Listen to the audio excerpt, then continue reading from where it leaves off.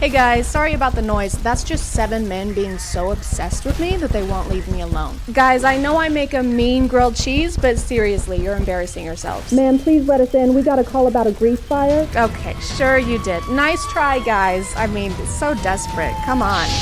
A queen, Charles, Grinch. My name is ChadChad. Not really. And are you struggling to get dates? Is the guy you like not texting you back? Did your last date end with you having to post a 3-part story time on TikTok? If you answered yes to any of these questions, then that's a skill issue. Okay, I have so many people obsessed with me that I have to beat them off with a stick. And that's hard. It takes a lot of lube. Now that we're officially out of cuffing season, things in the relationship area may be a little more difficult. And that's okay. All you have to do is get better at everything immediately. TikTok. Speaking of which, that app is always offering helpful morsels of dating advice, like act interested, but not too interested. Flirt with them a lot, but not a lot. Cut the red wire, not the blue wire. What do you mean there's a green wire? Cut that one too, I guess. I don't know. I've never seen that before. I'm not really sure. We've talked about alpha dating advice before, but the other day I came across this video. Things you should never say to a man if you want him to be completely obsessed. You're exactly my type. Don't make him too comfortable. He will start slacking. Make him feel slightly inferior to you and he'll treat you like a goddess. Don't tell a guy you like him. Are you crazy? Make him feel like shit. If you find yourself intentionally trying to make someone feel inferior to you, you're a bad person. You're not allowed to girl bossify manipulation. Hey, you want to get dinner sometime? Sis, don't make it so easy for him. If you were thinking of complimenting the person you're interested in, don't. What are we supposed to say instead? It doesn't really seem like we're allowed to say anything positive, so I guess the right thing is to insult them. Hey, I saw you from across the room and I just wanted to say I could smell your breath all the way over there. Can I get you a drink of mouthwash? You want to head back to your place? Alone? So you can brush your teeth? Keep him on his toes, sis. Don't make it so easy for him. How's he supposed to get anything done if he's got to stand on his toes all the time? Be right back, babe. I gotta pick up your prescription. How to make him obsessed with you. When on the phone with him, say his name and drag it out a little. If he says something funny, touch his arm while you laugh. Give him a cute nickname that only you call him, UGH. I know this means ugh, like how that's a cute thing for people to do, but when I first read this, I thought that was the nickname you're supposed to give him. So we've been talking for a while now, and it's been great. Ugh. And I think that we should take it to the next level. Every time I close my eyes, all I can see is our future together. Ugh. Also, what if he doesn't want a nickname? What if he likes his name or if it's already super short? Hey, my name's Nick. Hi, can I give you a nickname? No thanks, I already have one. Things you should never say to a man.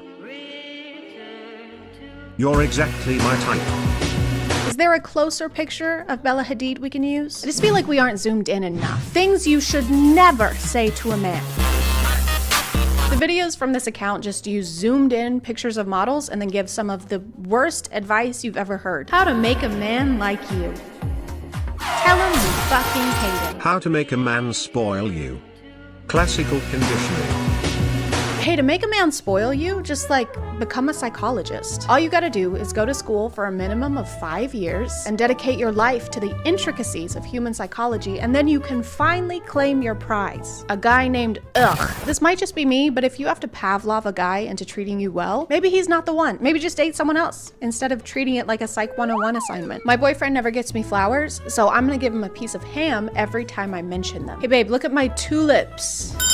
I can't stand babies. Or kids. Hey wow, look at my pet petunias.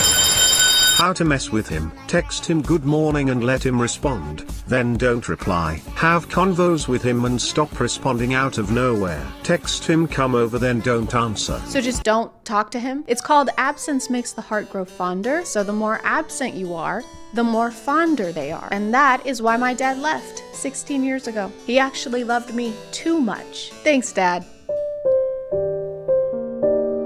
Also, if you text someone come over and then stop responding, what if they do come over? Because I think this person is assuming he'll text and ask what time or something. But what if he doesn't and just shows up? I think if you invite someone over, you should be prepared for them to actually come over. All right, you see that guy on the left? Yeah, I see him. Take him out. Got him. Oh my God. What? I was messing around. You hired me. I don't think that's what happened. You paid a deposit. Did I though?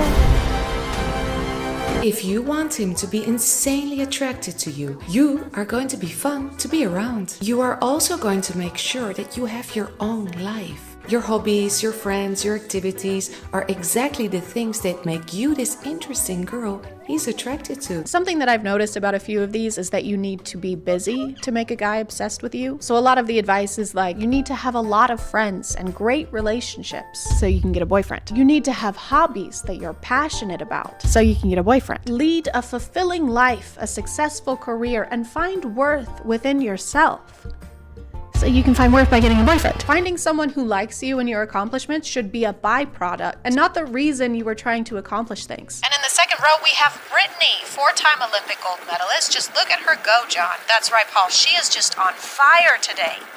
Hang on, what's this?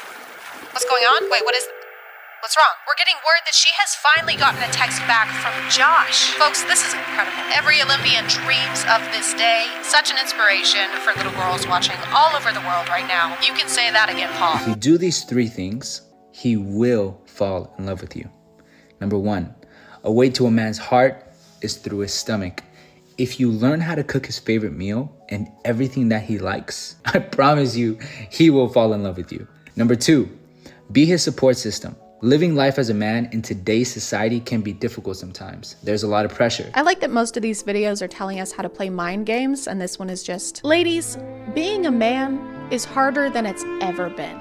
Okay, now go make me a sandwich. It is 2023. We have touchscreen toasters and are still giving dating advice based on a quote from John Adams. I'm not saying you shouldn't cook for the person you love. I'm just saying we need some new material. I don't know if we should be following advice that's older than light bulbs. Kids can't sleep? Give them some arsenic. Breath stink? Gargle some arsenic. Your breath will still stink, but you won't be worried about that anymore. What I'm about to share is very manipulative, and I don't recommend you use it on just anyone. You're gonna create pleasure and pain. Let's start with pleasure. Give this person attention, give them hope, let them get comfortable. Almost like they're in an ocean with unlimited supplies of water. Next up, pain. You're gonna take them from that ocean and drop them in the desert. Okay, no more water supply. In other words, no contact. Because that's when they're gonna get confused. These metaphors make no sense. Dropping them in a desert with no water or in an ocean with unlimited supplies of water. You can't drink ocean water. If you have unlimited supplies of ocean water, it's because you're drowning. Also, thinking that your text messages are the equivalent of someone's water supply is the most self-involved thing I've ever heard. Yeah, a snap from me is like life-saving. They don't even use defibrillators anymore. They just call me. I guess I'm like God's gift to Earth? I don't know. That sounds crazy. That's just what everybody's saying. I don't know. Just don't listen to this advice. People don't need to be obsessed with you to love you. Obsession is not love. And ignoring people is just going to make them feel ignored. I don't understand. We were getting along really well and then she just quit answering. Is there something wrong with me? Yeah, you're talking to a meerkat. What if I told you that the way you hold your cup on a first date can actually make a guy obsess over you? You are on a date right now and you're gonna go pick up that drink in front of you. However, a lot of people make this mistake. Do not, for the love of God, hold the drink like this. If you are holding a drink like this shows to the other person that you have this like insecure and uptight energy. Men hate that. Joke's on you because I already overanalyze everything I do. Way ahead of you. This is a weird way to stand. No one has ever stood like this before. You're so bad at standing right now. They're gonna kick you out for standing like this. This is the dumbest standing anyone's ever done. Stupid stand.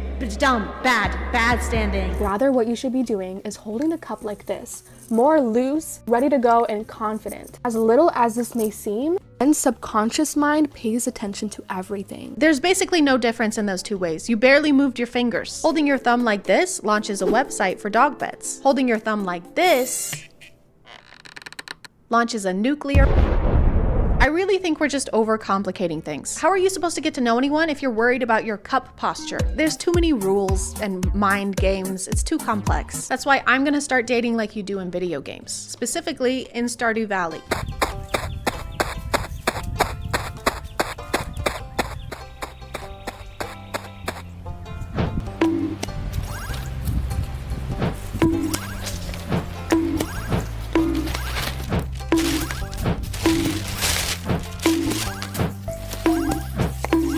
You want to get married? Sure. I'm going to call it there, guys. Thank you for subscribing, and if you are... I have a very important announcement to make. It's been months in the making, 9 to be exact. I have a bun in the oven. So, and I have a YouTubes in the oven, and I'm pregnant, with information on my YouTubes, which will be launching September 9th at 3 p.m. Eastern Time and is limited edition. After they're sold out, this little bundle of joy is leaving the nest and will be gone forever. So be sure to grab yours while you can. If you want to get a chance to win one of these, you can click the link below to enter a giveaway by following YouTubes on their socials. Each follow equals 1 entry, so the more you follow, the better your chances. Again, it's September 9th at 3 p.m. Eastern Time. This was a lot of fun to work on, and it's my first big project, so I really hope you guys like it. And I also have a casserole in here, so I'll see you guys later. Hey guys, and welcome back to My name is ChadChad. And the internet is a dangerous place. You could be minding your own business, sleeping on a TikTok live stream when all of a sudden Siri doxes you, the FBI is at your door, you're getting dragged away in handcuffs while people keep throwing sunglasses and roses at you and spamming L. And being an L is the worst thing you can be. It's way too many nosebleeds. What's even more dangerous than that is the fact that people can challenge each other to do basically anything on the internet.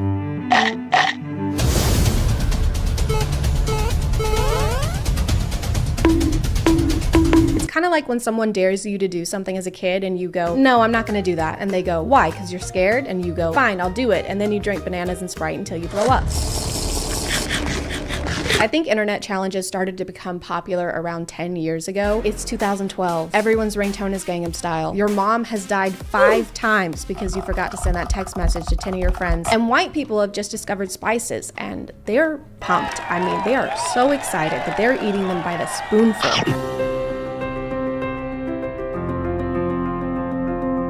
So I have cinnamon here and a spoon, and I don't really see why this is going to be a challenge because I love cinnamon, so it'd probably be easier for me than most people. And I love cinnamon. I put it on my toast, I put it on my tea, everything. So what's so challenging about cinnamon? Really? You know, because cinnamon is good for you. I don't know who started the cinnamon challenge, but a lot of people would start out their videos saying something like, well, I like cinnamon, so this isn't even gonna be a challenge for me. I put cinnamon on my food all the time, which is basically like saying, well, I salt my pasta sometimes, so yeah, I'm not gonna have any issues with the soy sauce enema challenge. Ma'am, I just asked if you want more cheese. Around the same time, there was a baby food challenge where you would just eat the baby food. I don't want to I don't know my spoon. So just take a spoon of it.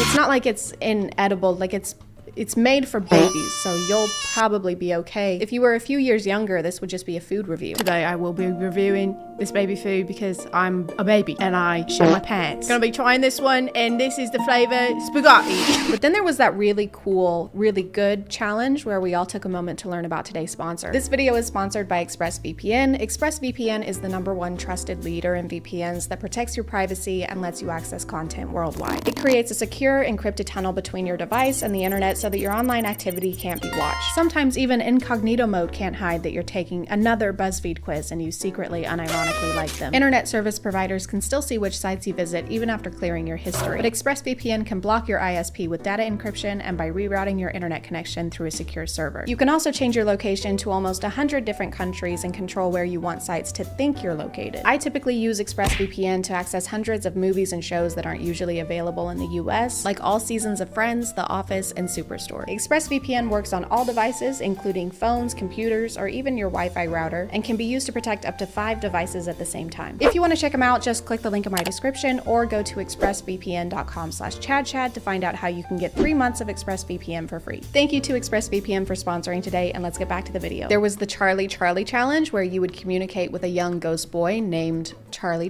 You have a piece of paper and it's a yes, yes, no, no, and you put 2 pencils on top of each other, and then you talk to Charlie. Charlie, are you there? Charlie, can we play? Does my parents love me? Charlie, do you want to hurt us? Oh my god! I don't know why his name is just a regular name twice. That's fucking stupid. Who does that? One of my favorite parts of internet challenges is how the news reports on them. Some challenges are really stupid and can get people hurt, obviously. Don't do those. But according to the news, if you do any kind of challenge, even the renegade, you will die. The most dangerous dares and trends you should warn your children about. #1, The Charlie Challenge. The kids are using pencils and paper. Guys, someone get Vice News. This is a trend with demonic and supernatural undertones. If this is undertones, what's overtones? Hey guys, today I'm gonna do the internet challenge where I literally attempt to commune with the dead. Hey, I kind of feel like you're gonna try and commune with the dead. Yes. It just feels a little demonic. Well, it's a demon, so it's a lot demonic. I just get the feeling that this has some supernatural undertones. Charlie, possess my mortal shell to do your bidding and use me to fulfill your mission of causing a number 2 pencil shortage. I don't know, it just has evil connotations, you know? Understandably, people got bored of this and just eating things that you're already supposed to eat. So they moved on to destruction of property.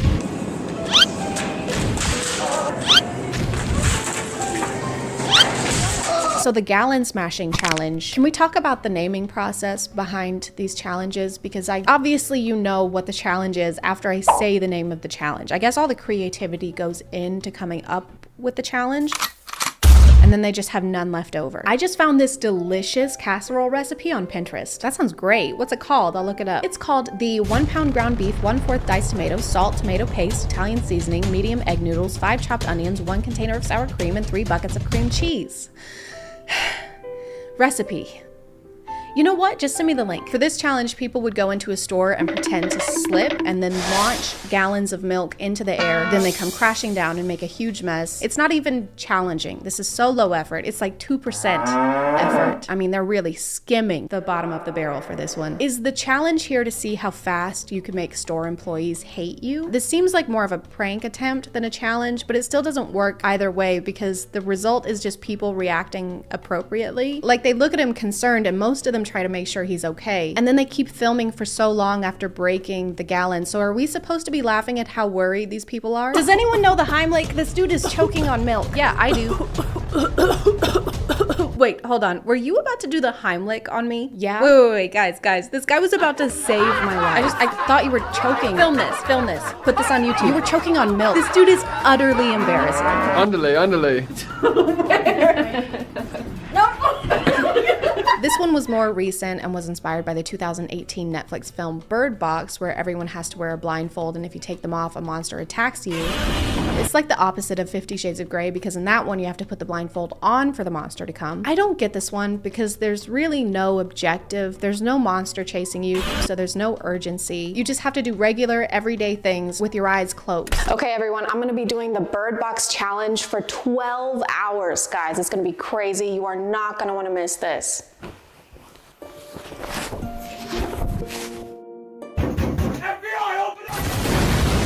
It's not a different day, I just got sour cream on my shirt. These were all kind of around before TikTok gained popularity, and then it did, and people realized that they could just do something they already want to do, but call it a challenge, and then it seems like someone else did it first, and you're just following a trend. Why do so many of these involve milk? I can't tell if you guys love milk or if you hate milk and you're trying to get rid of it. Either way, it's really not amusing, okay? The challenge here, I guess you're not supposed to drink and just keep pouring the milk in your mouth and see if it spills.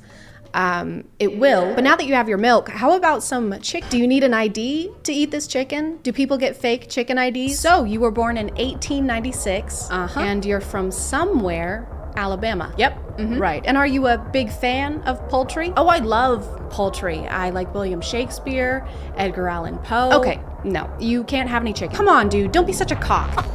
One of the most viral TikTok challenges so far was the devious or diabolical lick challenge. It started out with people taking something from their school bathroom, like a box of masks or a soap dispenser, but obviously it got worse.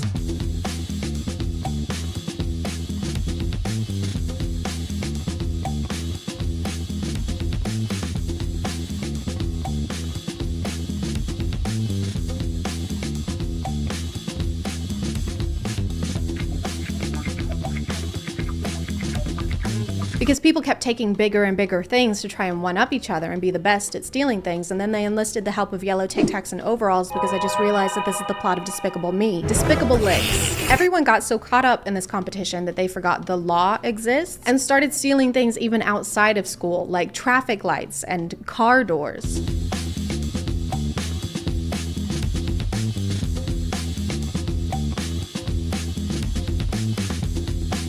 Honestly, I would rather you just take the whole car. Like, this is bad, but it's irritating also. Like, there's gonna be a draft. I have to work for UPS now. Just take the whole car at that point. Hey guys, my name is ChadChad, and today I'm gonna be jacking off this car. Send this video to 10 of your friends and challenge them to also jack off a car. Then we can jack off as a group. Some people think it takes a lot of skill to do this, but actually all you have to do is take a blindfold like this, and then the car basically jacks itself.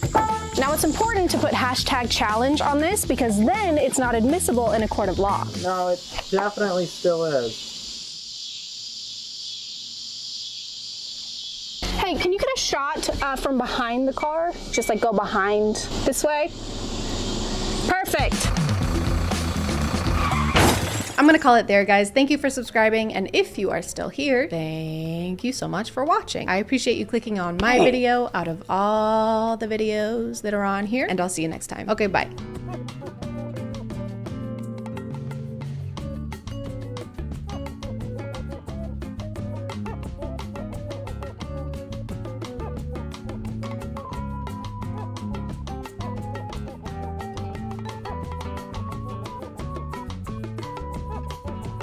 Hey guys, before we get started, I just want to say I think you're all pretty ugly. Ew, ew, ew, ew. This has been a reenactment of what the internet is constantly telling us all the time. You really can't open TikTok without seeing an endless amount of morning routines, nighttime routines, workout routines, 5 to 9 after my 9 to 5 routines. Because if there's one thing I need, it's to feel like I'm being unproductive in both my professional life and my personal one. I'm failing around the clock. Yeah! The internet just makes us feel like there is always something we could be improving, like how the inside of your fridge looks, or how the outside of you looks. And I'm going to hold your hand when I say this. If you look ugly, if you look crazy, that's all on you, baby. Over the past few years, I feel like beauty routines have gone from don't forget to wear your SPF to don't forget your 2-hour nightly beauty routine that involves lasers, literally lasers. So I just finished applying this serum and then I harness the full concentrated power of the sun. The more influencers we have, the more beauty trends we have, and the more beauty trends we have, the more I want to scream. We also have TikTok Shop now, which incentivizes influencers to promote an endless amount of skincare products, which as a result incentivizes them to have an endless skincare routine. But even that's not enough anymore. Your 2-hour nighttime routine, that's rookie stuff, because now your routine needs to last all night long. Put my bonnet on, my thin garment, and then my mouth keep on. So good night, guys. Good morning, guys. One of the newer beauty trends is what TikTok likes to call a morning shed. And no, that is not a euphemism for waking up with a boner, even though sheds are made of wood, and it would make complete sense if it was that. A morning shed is a routine that happens before your actual morning routine, where you remove all of the products that you wore overnight.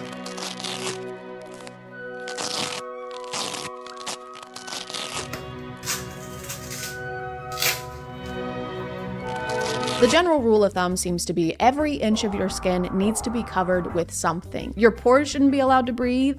You shouldn't be allowed to breathe. An example of a typical morning shed product is this jaw strap that I'm not personally convinced does anything. To try and figure out what it's supposed to do, I found a similar one on Amazon, and this says that it's an effective bandage designed to double chin and sagging skin. Wait, it's gonna double my sagging skin? Is it gonna give it to the next person? If you're still not sold, they have before and after pictures like these, and as you can see, the results are so instantaneous that she didn't even have a chance to move. She's in the exact same pose. It's almost like this is the same picture. If you're advertising a beauty product and you use Photoshop in the before and after pictures, why are you doing that? This is arguably the last place you should use Photoshop when you're trying to demonstrate how something works. All right, now remove your cake from the oven and it should look something like this. Mine looks nothing like that.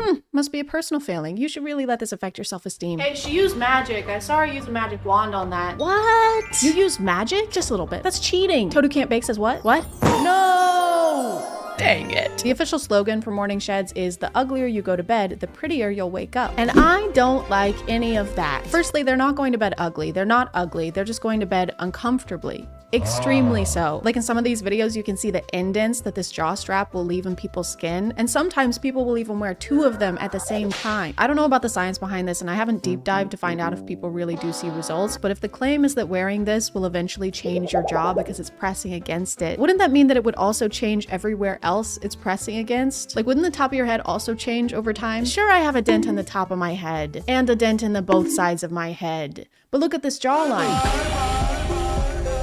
A A small price to pay for beauty. Morning sheds even go beyond the face sometimes. Get a castor oil pack from Amazon for $12. Pour it over my liver to support detoxification, specifically with excess estrogen, which can cause like different PMS. Helps with digestion, constipation, inflammation. And I'm not a doctor. I know it's hard to believe because I look so intelligent and I'm always performing unlicensed surgeries out of my garage. But I do know in order for something to have an effect on your organs, it needs to be in contact with your organs. I don't think castor oil is penetrating your skin and getting into your organs. It's laying on top of your skin. This is like putting saran wrap on top of your fries and then salting the saran wrap. Also, she says it detoxifies her liver, but the liver is already a detoxifier. That's the liver's full-time job. Helps with digestion, constipation, inflammation. You can put it over your ovaries and it'll help with cysts. It's gonna help the cysts? What's it gonna help them do? Is it gonna double those too? I don't want them to do that. You know what I do want is to talk about today's sponsor. This video is sponsored by CookUnity. CookUnity is the first to deliver fresh, chef-crafted meals right to your door every single week. With CookUnity, you get to choose from over 350 different meal options that have been created and fully cooked by the bestest, chefest of chefs you can find. All you gotta do is heat it up. I do like to cook, I'm just bad at all of the things you need to do in order to cook. I'm not good at planning ahead. I'm a YouTuber, so that's a job requirement. And I always forget I need to start cooking before I'm completely starving. But with CookUnity, it only takes me a few minutes to prep my food, so not even my poor planning can keep me away from a fresh, hot meal. This week, my favorites were the barbecue chicken burrito bowl made by Chef Ruben, the buffalo chicken baked potato by Angelia Cole, and the panko crusted salmon also made by Chef Ruben. This guy knows what he's doing, you know? He should be a chef or something. The baked potato was so good and smelled so amazing, the boy clearly wanted me to share, but unfortunately, I didn't even leave a crumb behind.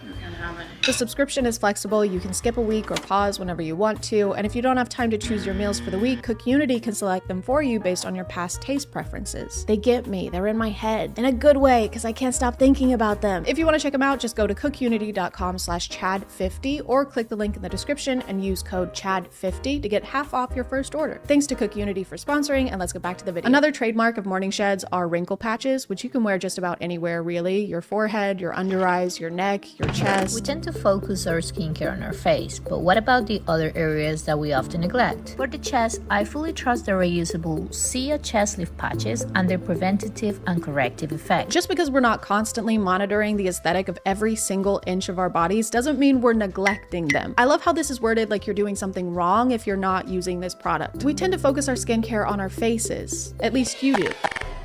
And you're a massive piece of shit for that. We just keep expanding to new body parts that need wrinkle patches, but we're not gonna be able to keep up. Every part of the body is going to wrinkle because every part of the body is covered in skin, hopefully, unless you're Gus Fring. So what these brands really should do is think ahead and invent a full body wrinkle patch. You just slip it on at night and take it off in the morning, like a cocoon. Having to shed in the morning already makes us sound like cicadas, so we might as well act like one too.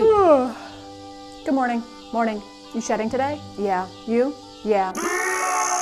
Another product I see a lot is mouth tape. Mouth taping has gotten pretty popular. This is where you put something over your mouth to keep yourself from breathing through it, and the TikTok claims are that this will eventually improve your jaw and face shape. Day 1.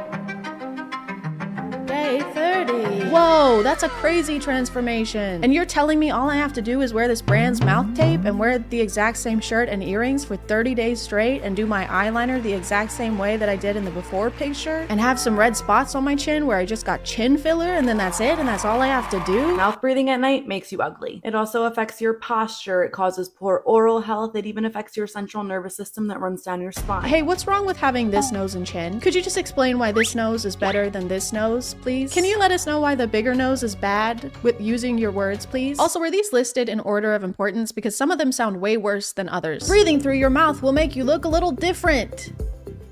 It'll also completely shut down your nervous system and you'll die forever from it. I really can't stand the fact that pictures like this and this are what they're using to try and sell us on mouth tape because people just look like this. Not because they're unattractive, not because they're doing anything wrong, not because they're not buying your product, but because they just are. And they use these images and say things like, please don't walk outside if your jawline looks like this. There are families out here trying to enjoy their summer. If your jawline looks like this, you don't deserve to see the sun. If your jawline can't cut glass, then you also can't cut it as a human being. But don't worry, you can fix this. You probably just been a mouth breather this whole time. Okay, good. All right. Phew, it's fixable. How do we fix it? All you gotta do is start using this mouth tape. And it's super easy to apply. All you gotta do is just gently put it on your mouth. A pack of these will usually be over $50. But you know, I got you guys. I have a link down here for under $20. Okay, all we have to do is buy this product he happens to be selling and happens to make a profit from. I like this guy. If there's one thing about people who want your money is that you can always trust them to be upfront with you. I do like that he dedicated a whole PowerPoint to letting us know how ugly we are. Hey, do you look like this? Well, don't. Cut that out. Whenever you walk outside, people scream and cry. This is your mom crying because of how ugly you are. This is your girlfriend crying.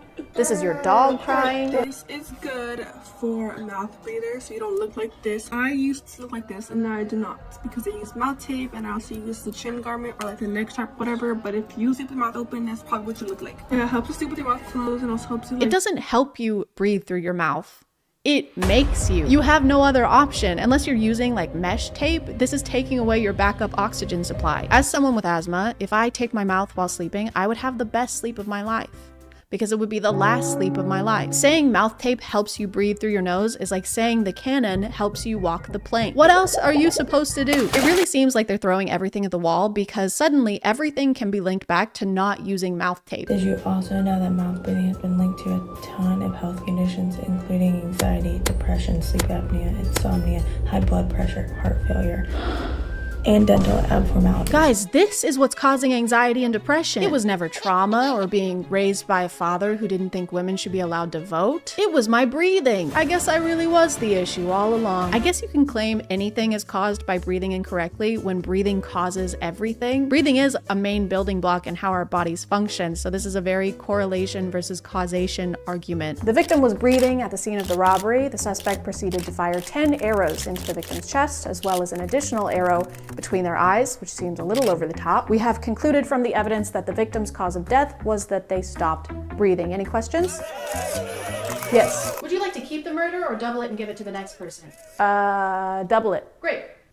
I should mention that almost all of the videos that talk about mouth taping are sponsored by mouth tape. If you search mouth tape on TikTok, you'll have to scroll forever to find a single video where the creator doesn't earn commission somehow. And that's probably because these mouth tape pieces cost literal pennies to manufacture. So this is the ideal product for TikTok shop owners. There's a big profit margin, and they can make it even bigger by going on TikTok and giving people new insecurities until they use the product. The product. And you don't just need more products for your face, you need more products for your hands too. This is a routine to maintain your hand beauty. As you can see, it's 15 steps, which is also how close I am to jumping off a bridge. We start off with a cleanser, then we dry the hands, then we get the hands wet again, then we exfoliate and moisturize. Nothing too crazy. Then you shave the hairs off of your hand, because our hands also need to be bald like every other part of our bodies. Looking at all of these has made me pretty tired, so I should try and get a really good rest, and the only way to do that is by following all of the steps in these videos. Okay guys, it's 11:14. Zoom in on the time, show what time it is. We're not lying, we're not freaking lying. And guys, because I'm an old woman, that means that it is time to get ready for bed. A little spit on that. This is everything we need for our morning shed routine. We'll just do a quick little haul. This is a Hydro Boost Hydrating Hydrogel Mask. It's 100% hydrogel mask. Leave skin supple and hydrated. I don't like the word supple. It says leave on for 15 to 30 minutes, so I think if we leave it on for about 8 hours, that should be fine. Can't forget the lips. This is a vegan collagen lip mask, moisturized and plump, made with wild cherries panthenol. I do leave for a trip the day after tomorrow, and if I wake up with just rashes and irritation all over my face, it's gonna be really cool for me. This looks like a really small bra. This looks like you put boobs in it. And last but not least, don't forget the hands. The hands need to be beautiful and youthful and bald. And you know what? I decided, why stop there? Why not take it a step further? A step, because it's feet. For severely dry skin, I don't have that. And last but not least, we have our mouth tape. Now, I tried to buy mouth tape that was kind of like a mesh so that I could survive the night. As you can see, that's not mesh. All right, that's the haul. Now it's time to put the haul on my face and my hands and my feet. Head, shoulders, something, knees and toes. What are the words? Head. So no head? Head. Alexa, play Baby by Justin Bieber. Alexa, play Beethoven's Fifth Symphony.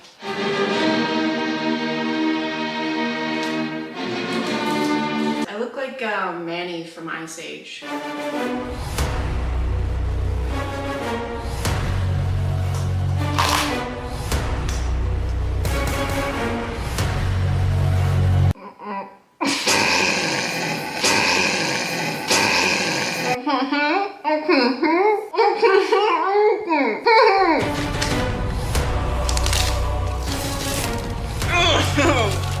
I can't get the other one.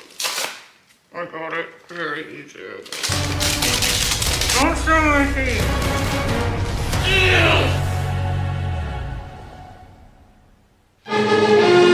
Time to go to bed.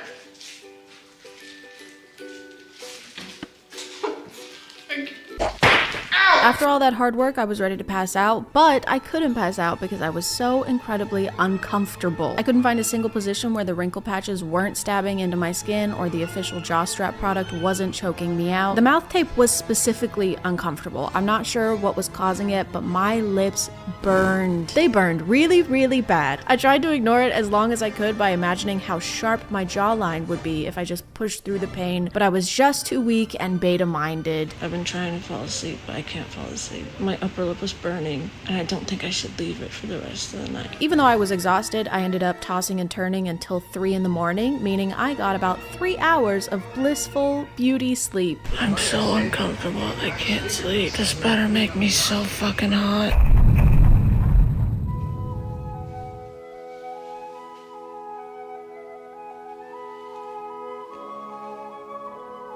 Am I hot?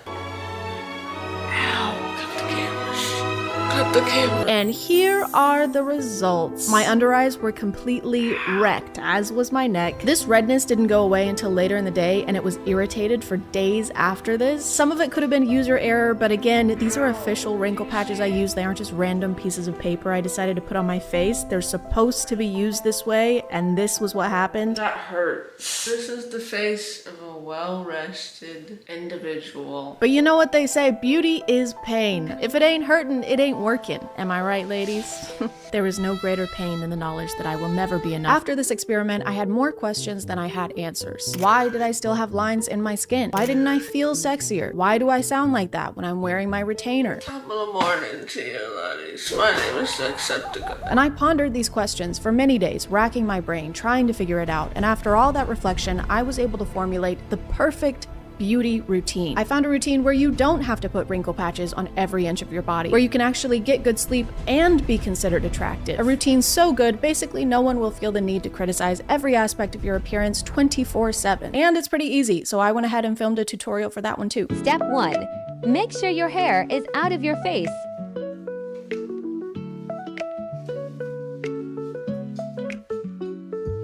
Step 2. Be a fucking man. I know I've criticized a lot of the methods in these videos, but I don't want to criticize people for feeling like they need to use them. There's so much pressure to constantly look our best that it can feel like we have no choice but to try and keep up. No one willingly chooses to look at themselves as something that needs improvement or needs 1,000 changes to be acceptable. And it's getting a lot harder because trends aren't just how we do our eyeshadow anymore. It's our faces and bodies that go in and very quickly out of style. Women who got plastic surgery 2 years ago to try and fit a beauty standard are being ridiculed now because there's a new one. We don't compare ourselves to the people around us anymore. We compare ourselves to all of the people ever, but we only see the versions of each other that we've decided is good enough to be seen. Of course, when we see ourselves how we are and then see everyone else how they wish they were, we're going to be disappointed. I don't say all of this because I have some kind of grand solution, because I don't. I also do skincare routines. I also got lip filler when everyone else was, but I don't think all this— Hey guys, and welcome back to My name is ChadChad. Not really. And I am super glad you're here today because we're going to talk about superpowers. TikTok superpowers. TikTok superpowers are far superior to regular superpowers like the ones you might see in Marvel. Because instead of using them for something lame, like saving the world, you can use them for more important things, like cheating on a math test or sounding like Sonic the Hedgehog. Cool! No way! Leave it to me! But if none of these super abilities sound appealing to you, you can always gain the power of saving money with today's sponsor. Honey is the #1 shopping tool in America that automatically searches the internet for discounts and promo codes so that you don't have to. If you're anything like me, you almost exclusively shop online because you're too busy saving the world to find your own coupons. So I recently did some shopping shopping to upgrade my summer wardrobe, and Honey saved me $16 on these glasses that will change nothing about my face but totally hide my secret identity. If Honey can't find any coupons for your item, they have this handy drop list feature which will keep an eye on it for you and send alerts if there are any price drops. Honey also supports a variety of different stores ranging anywhere from food to video games. With just a few clicks, you can get Honey on your iPhone or computer and start shopping seamlessly at no cost, whether you're at home or prowling the crime-ridden streets. Honey is totally free to use and has over 100,000 5-star reviews, so if you want to check them out and get Honey for free on your iPhone or computer, you can click the link in my description or go to joinhoney.com/ChadChad. Again, that's joinhoney.com/ChadChad, just so that they know you guys like me. Thank you to Honey for sponsoring today, and let's get back to the video. Welcome to our first day of fire training. Have you ever produced fire before? You mean like this? Or like this? It's honestly kind of impressive how elaborate POVs are becoming. They have props, they have multiple part series, they have color contact lenses, they have more color contact lenses. And a lot of them have more complex world building than Riverdale, that show where Cole Sprouse has a bucket on his head. But some areas are still lacking. For example, the only way people can get their powers on TikTok is often by eating a piece of candy or pressing a button like this. Are you ready to get your power? Yeah. Mom, my vampire? So they still have some catching up to do. That wouldn't really fly in a superhero movie. I got my power after being attacked by aliens with radioactive weapons. I got my powers after a mad scientist used me as a human experiment. Well, I got my powers after eating a butter popcorn flavored jelly bean. You poor thing. Thank you. Thank you. Alright, son. Choose the element that speaks to you. I always knew fire was my calling. My boy, you'll be a great fire king. Could have sworn I had connection to water though. What do you say? Nothing. Remember, water is our enemy. A lot of these happen when our main character turns 18, which is a really chaotic age already, I think. 18-year-olds are scary enough emotionally without having the ability to set your own fire. They also rarely specify if what's happening to our main character is happening to everyone else in this universe or if it's just them. If it's the first option and a bunch of these super powerful abilities are being given to a bunch of 18-year-olds at the same time, I think we would need more than a team of middle-aged men and one dead woman to bail us out this time. Now listen close. No, I've already mastered fire. Just watch. Is that water? Guards! We have an imposter! I'm not gonna make an Among Us joke, okay? That game came out 4 years ago. It was super popular, even though it wasn't that good, and people still talk about it, and they still make jokes about it, and I don't understand. I'm sorry. I didn't mean to vent. Did you receive any powers yet? No. Everyone's already received their powers but me. I guess I don't get any. How can a powerless loser like her even show her face at this school? I know, she shouldn't even exist. Mom, I'm leaving this city. I'm the only person without a power. I don't belong here. I think that's best. Mom, why did you call me? You need to come back right away. Since you left, everyone's lost their powers. TikTok really likes this trope where it's all, everyone in this world has a superpower. I don't have a superpower. Well, that makes you super lame and all of us hate you. Just kidding. I'm actually more powerful than all of you combined, and that's why you should be careful how you treat people. Why do we live in a Darman storyline? I have every superpower in the world combined. Let us out of here. What color did my eyes glow? Orange. Sick. That means I'll be able to control fire. What about mine? They glowed purple, dude. I don't know if that means anything. What's 9 plus 10? 21. Correct. Great job, Ian. It's not actually 21. He can just control minds. So if purple means that you can control minds and orange means that you can control fire, does red mean that I don't have glaucoma? Pink must mean teleportation and not that someone farted in both my eyes. Where did you even get that top? You said I could keep it. Oh, right. Yeah, you can have it if you want it. Heh, I like this power. Hey, Jake, do you want to go on a date sometime? No, I don't. We should go on a date. I said no the first time. But my power today is that I'm unaffected by other powers. Just close your eyes and imagine for a second what the world would be like if all of a sudden every 18-year-old influencer could control minds. I can't imagine anything worse. Everyone would be wearing this, there would be no court system, you would settle every dispute with a boxing match, you would have to show your follower count just to use the laundromat. You only have 200 followers on Insta TwitTok 2.0. You're gonna have to use this. And also drink this. It makes your heart hurt, but in a fun way. Wee! Hey, new girl, what's your power? She looks like she couldn't hurt a fly. She doesn't have one. Let's mess with her. What the? I suggest you guys stop. We're sorry. So they're just being big, mean old bullies, and they mess with her by shooting her in the head. You know that annoying thing that bullies do where they murder you? This quote gets thrown in at the end, which makes me think this whole TikTok is a joke, because you can't say that phrase and expect me to take anything you say after that seriously. Hey, where the hell have you been, Loka? Oh, like the vampire movie. Your mom and I are getting a divorce. That's very funny. It's not a joke. You're hilarious. It's all your fault. Please give me a good power. Please give me a good power. Ding! Oh! Talking to objects? That's so lame. I seriously got the worst superpower possible. Wow, you look really good, man. Wait, you think so? What shirt should I wear to school today? Wear me, red sexy. But blue goes with your eyes. This is like the Disney version of what would happen if objects could talk to you. In real life, I think it would be much less of a symbiotic relationship. You should really get that checked out. Dude, I just can't keep defending you. I'm supposed to go on the float. Nolan, what's the answer to the problem? Psh, it's 3. The answer's 3. That's correct. I don't understand how this is a lame power. You can talk to literally anything. You could be a detective. You'd be like Sherlock Holmes on pre-workout. But there would probably be situations where you'd have to interrogate sentient objects. She's just right in here. Where? There. Where? The chair. I know, she's not in the chair. No, just the chair. Just the chair. No, she is chair. Excuse me, you dropped this. Oh, thank you. Wait, this isn't my hat. Oh, just keep it. I think it looks great on you. It looks kind of cute on you. You're pregnant? How did you know? I didn't tell anyone.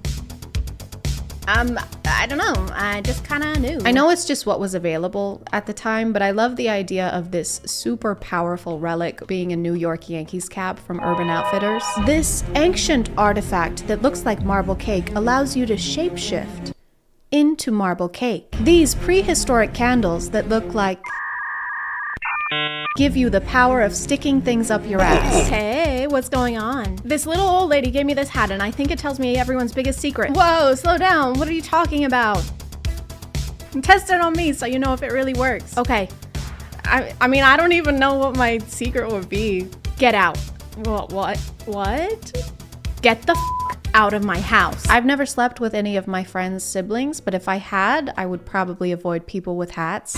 I found this hat that maybe tells me everyone's deepest, darkest secrets. Let's do something crazy and test that out on literally anyone but me. The moral of this story is don't talk to people with hats, unless it's this hat, because then they probably have something revolutionary to tell you. There's another trend under the superpower umbrella with the song Supernova, and you know how TikToks work where they're mouthing the lyrics and it's incorporated into the video, but in this one they're asking where their soulmate is. Bama, are you sure? Positive. Okay, well, which part? I don't know. What do they look like? Beats me. But what's their name? It's your best friend's brother. I knew it. Boys, here's the water squad.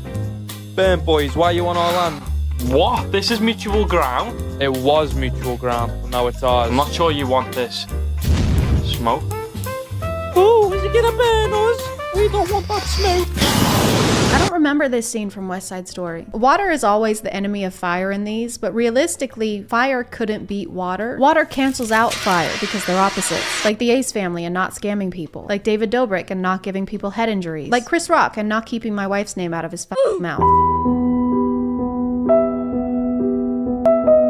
A lot of these end with some kind of twist so that they can potentially turn into a series, but most of them are like 30 seconds long, so you have to cram a lot of information over a very short period of time to try and reach the main conflict. So it's kind of like watching one of those YouTube videos where the movie speeds up every time a certain word is said. But I think these are great, honestly, because superhero movies are getting too long. Eternals. So these are a great option if you want to watch a superhero movie, but in the time it would usually take you to watch the Marvel intro sequence. Happy birthday, honey. Thanks, Mom. Don't forget to eat your Lexapro so we can find out what your superpower is. Okay.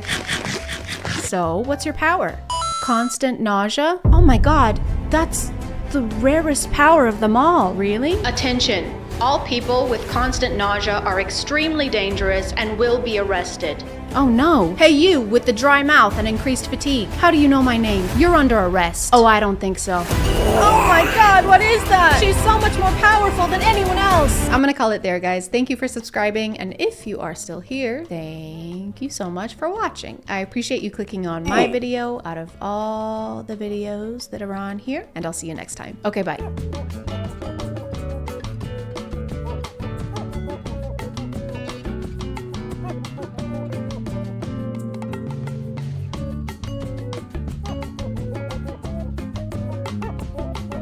Hey guys, my name is ChadChad.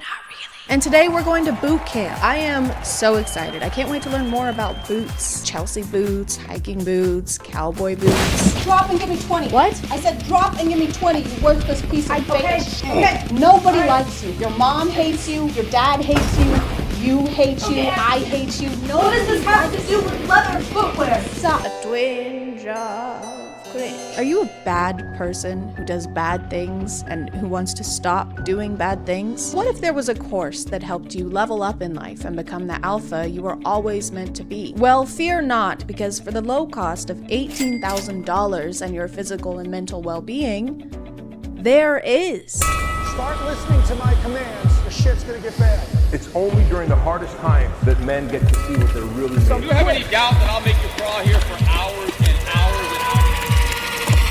This is Project Modern Day Night, and you may have heard about them before. Gunnar made 2 very good videos about it, so you should go watch those. Thank you for letting me copy your idea instead of finding my own video topics. Very cool, very chill, thank you. Project Modern Day Night is a boot camp for men who want to level up, become the 2.0 version of themselves, or flip the switch, as they like to say.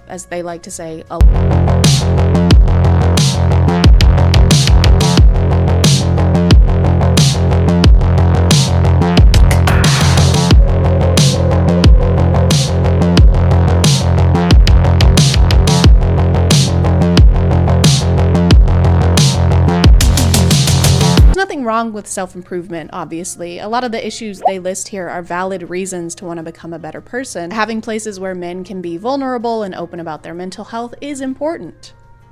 This just isn't one of those places.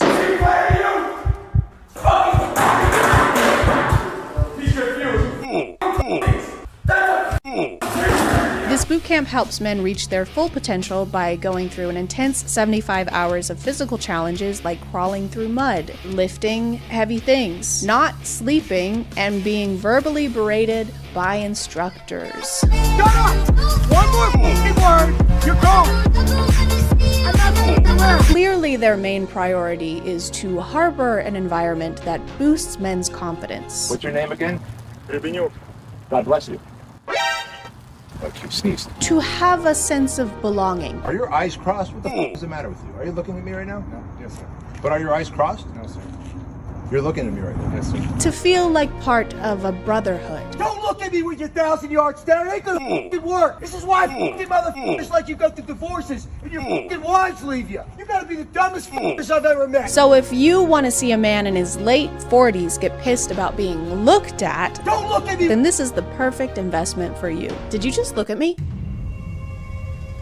Yeah. Don't look at me. I'm shy. We've been over this. I have to look at you to film. That's so just embarrassing. It's your job. I said stop.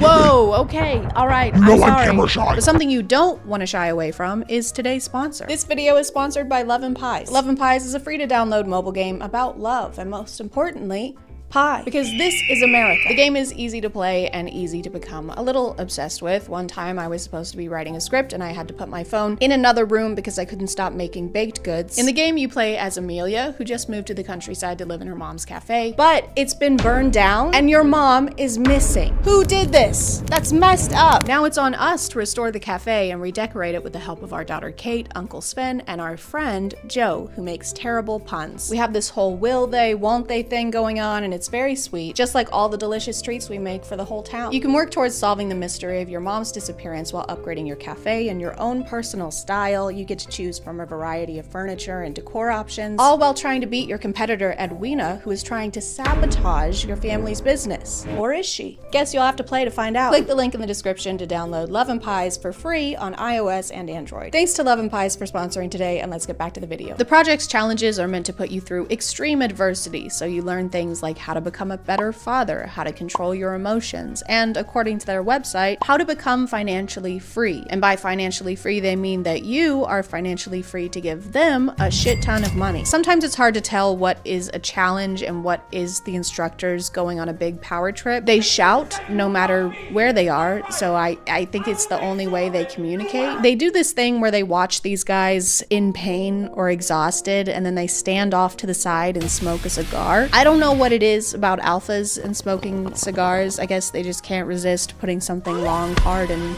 hot in their mouth. But sometimes they go to even greater lengths just to really rub in the guys' faces how much less miserable than them they are. Just are so used to being comfortable and being complacent with your life and your family that you're not willing. And that's why you're here. We know why you're here, because we did the same thing.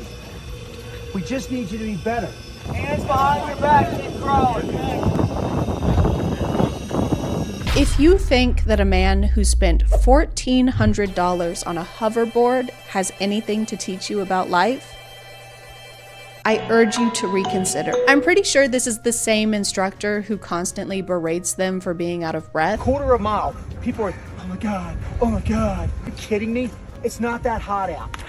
Block it out and remember why you came here. Keep up with me or things are gonna get bad real quick. Do you understand? I'm not even breaking a sweat yet. That is so weird. I can't imagine why you're not tired yet. What do you guys mean you're out of breath? I feel great. And I have a rock clotch in my back and I can't stop bleeding. Quit whining. The only whine I want to hear is more rosé hitting these ice cubes. Because room temp makes my stomach hurt. The founder of the Modern Day Night Project, Bedros Keuilian, is a serial entrepreneur according to the About the Author section of his book Man Up, which I'm pretty sure is usually written by the author themselves, which makes it even funnier that it goes on to say, Bedros is known as a hidden genius that entrepreneurs and business experts turn to when they want to scale, boost sales, and increase profits. Yeah, some people say he's like a frickin' genius. He's like the expert for the experts. He is the first person that people come to. Not the second, not the third, the first. Why are you talking in third person? No, I said first person. Some of their reasoning for why you should flip the switch or attend the boot camp is kind of messed up. Throughout their website is constantly referring to them and how they don't want you to be a real man. Look, the opposition is trying to keep men weak, anxious, depressed, docile, and dependent. That's how they want the average man to be. Who is the opposition? Who is they? Is they here? Is they in the room with us right now? Basically, the entire website sounds like it's giving us a vague prophecy from a fantasy book. You must take this ring and you must hide it in a safe place. Why do I have to do that? Because they will try to take it from you. Who will? Those who oppose us. Who opposes us? The opposition. How are they opposing us? Opposingly. Is that a cock ring? They can't have it. It's mine. It's my cock ring. All right, my precious. Right. Okay, man.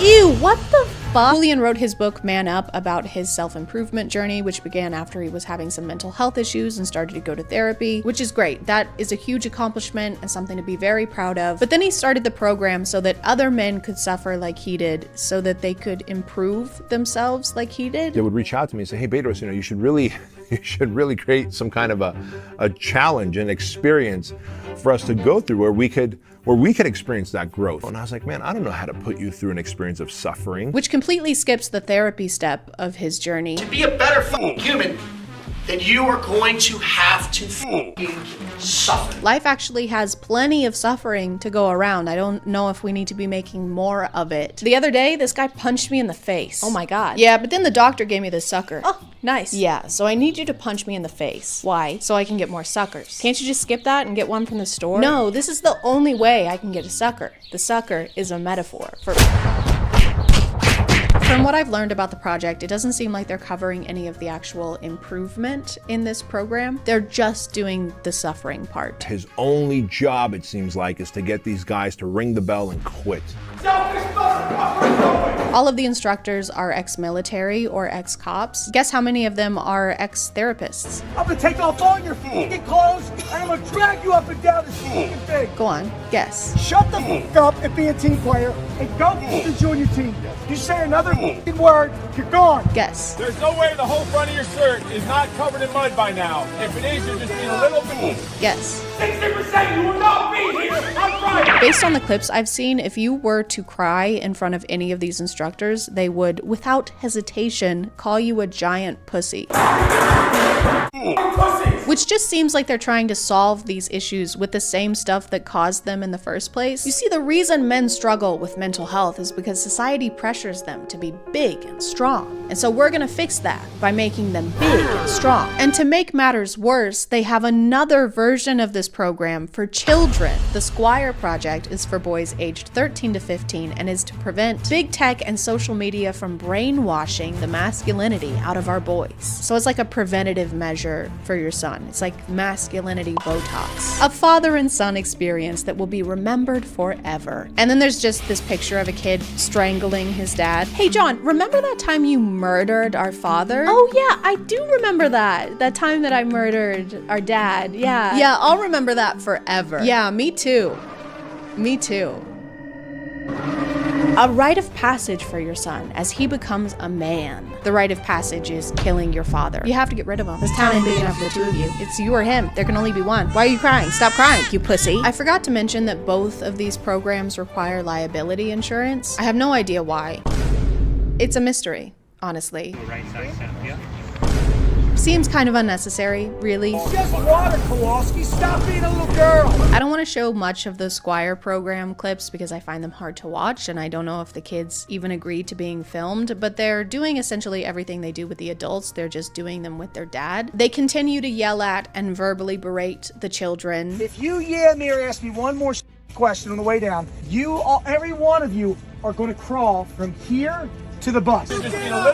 Don't worry, they get the deluxe childhood trauma package. Their website says as a result of this course that your son will stop acting like a child, which is the saddest thing I've ever heard. The ages for this course are 13 through 15. That is very much still a child. Now it's a child that has crawled through a lot more mud and is a lot less likely to speak to you as an adult. I really have no idea why they would list this as a positive thing that happens. Like, what parent wants that? Okay, bye, Bye, Dad. son. Have a good time at camp. Dad? Oh, hey, now we are talking. What happened? Yeah, that's what you get for acting like a little kid all the time. So old. No kid of mine is gonna act like a kid I'm like of mine. 100. I don't feel so good. You were getting on my nerves.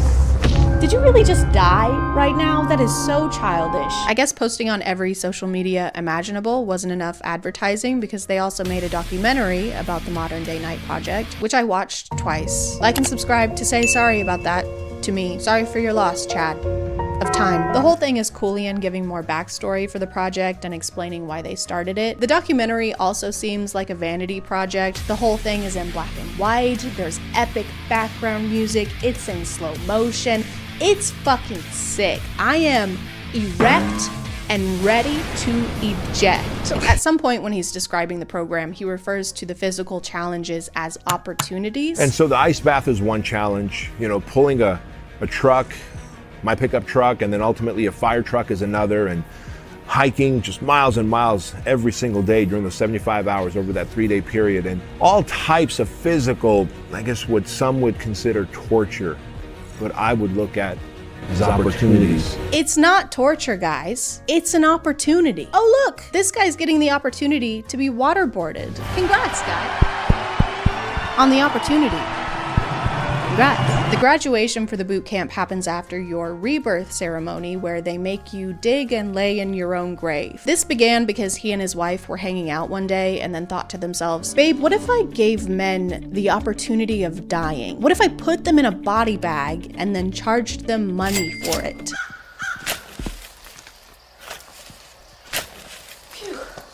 All right, and it's just gonna ask you a question there. So you can just answer that for me. All right. Thank you so much. Have a good one. You too. Hey guys, and welcome back to. Oh, I'm so sorry. So sorry. I didn't realize you. No, you first. Go ahead. Oh no, please. That would be so rude and unladylike. I couldn't possibly. I insist. No, I insist. You go first. No, you. You're too kind. It's only polite. A twinge of cringe. My name is ChadChad. Not really. And today we're gonna become ladylike. So sit up straight. Close your legs. You're not a jar of peanut butter, so stop Spread it. Being a lady of refinement is a lot of work. It's not something that just happens. It takes time and dedication. With a great lady comes great responsibility. It is exactly like being Spider-Man. You have to coordinate outfits and have good hand-eye reflexes so you can move gracefully. And then you have to watch your uncle die, and that's probably the worst one, I think. The hardest part, though, is all the people telling you how to be ladylike constantly. When I was growing up, being ladylike seemed less about becoming well-mannered and more about adults having an excuse to yell at you over things that boys could get away with. That's not ladylike was kind of like saying that's not very nice, but only directed towards girls for doing normal kid things. Now, Timothy, what did I tell you about cutting off your sister's hair and then burying her in the backyard? To not do that? Very good. And Rebecca, what did I tell you about getting dirt on your clothes? But it's from him. No buts, Rebecca. Go pack your bags. I never want to see your face again. But actual lady etiquette is super, super complex. I fell down this rabbit hole on TikTok a couple weeks ago, and it turns out I've been doing everything completely wrong. I'm gonna use the restroom. BRB. Okay, never say that when you are at the dinner table. It is bad manners and bad etiquette. You do not have to declare what you're doing, where you're going, or why. Because you are not a child. You are a lady. A child wouldn't say, BRB, I have to use the restroom. It would be more like, Mom, hey Mom, I need to go to the poop room to use the poop seat. It's a big one. Bring your chicken parm, because it's gonna be a minute. The best thing to say is just, excuse me, I will be right back. You don't need to declare or give an explanation. Not specifying where you're going kind of draws more attention though. If you say you're going to the bathroom, I'm like, okay, they're going to the bathroom. If you say, pardon me, I'll be right back, I'm like, okay, they're doing drugs in the bathroom. I'm gonna have more questions if you're acting like the bathroom is an unspeakable thing. Excuse me, just a second. Where are you going? To the, over there? The bathroom? We do not speak of that place. Whoa. 18 years ago, that place took my family. That place did? And it left me with this scar. Wait, how? One day I will destroy that toilet. Oh, I already did that. What? Yeah, the Texas cheese fries did not sit well. Rejoice! Okay, the realm is free. We're finally free. But something we can speak about is today's sponsor. This video is sponsored by Raycon. If you're bored doing laundry, can't stop thinking about how you'll never be done doing laundry, and it never ends no matter how many loads you do, it's just socks and towels and more socks and it keeps going forever and ever and ever, then you should try using Raycons. They've got wireless headphones, earbuds, even speakers that all offer premium sound quality without having to break the bank. Their everyday earbuds are sleek, compact, and come in a bunch of different colors like carbon black, electric blue, flare red, and rose gold. Not only can you customize color, but the everyday earbuds come with a bunch of optimized gel tips that you can switch around until they fit perfectly snug in your ears. They've got 8 hours of playtime and 32 hours of standby so that you can use them no matter what the day throws at you. It's gonna throw laundry at you. You can control the everyday earbuds with a touch of a button. Tapping the side can be used for switching between sound profiles, skipping a song, turning up volume, or taking phone calls so you can talk to your mom while you do laundry. Because you're still doing laundry. If you want to check them out, just click the link in the description or go to buyraycon.com/ChadChad for 15% off of your Raycon purchase. Thanks to Raycon for sponsoring today, and let's get back to the video. How to exit a room. Don't turn your back. Say thank you, goodbye, and smile. Back out slowly, facing the people in the room with confidence. Leave and keep eye contact until the door is closed again. Whenever you're leaving the room, make everyone feel a little distrusted. Just a tad. Make them feel like you suspect them of wrongdoing. Okay, I'm gonna head out now, guys. Okay, bye. Bye. See you Have later, a good guys. one. See you tomorrow.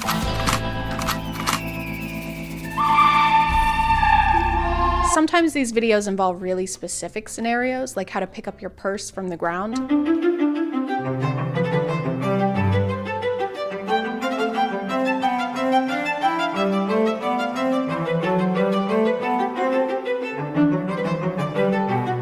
Or the most ladylike method, just leave it there. Don't even bend over, just cut your losses. I don't understand who this is for. I just don't know who's watching closely enough to be impressed by how you pick something up.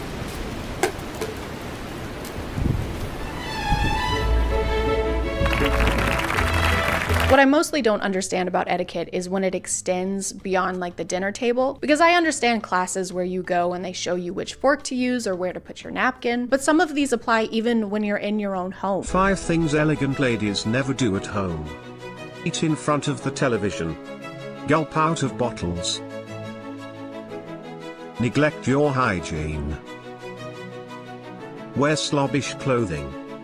have a cluttered/untidy environment. So picking your nose and wiping it on the couch is off the table, then? That's a no? Got it. Rules don't apply when you're in your own home, okay? There's no shame there. That's the only place you get to stop the facade, not continue to care about your appearance. I like to come home after a long shift at work and slip into something more comfortable, high heels and a ball gown. Then I reapply my makeup just in time to go to bed and sip water from a decanter. I've seen this rule a couple of times, but they never really give an explanation on why we shouldn't be drinking directly from bottles. My only guess is that we don't look dainty enough while doing it. Nothing could matter less. There's no equivalent of the rule for gentlemen. If there was a TikTok telling men not to drink from bottles, it would be for a completely different reason. I've said it once and I'll say it again. Water bottles? Phallic. So phallic. Drinking water is gay. Don't do it. Oh, you're hydrated? How long have you had a boyfriend? What are you guys, like dating? Yeah, what are you guys, like happy together? Yeah, what? Are you two gonna get married? And what, like love each other till death do you part? That sounds awful. Yeah. I am so thirsty. I've noticed that sometimes there will be situations where being ladylike is more of a priority than basic safety.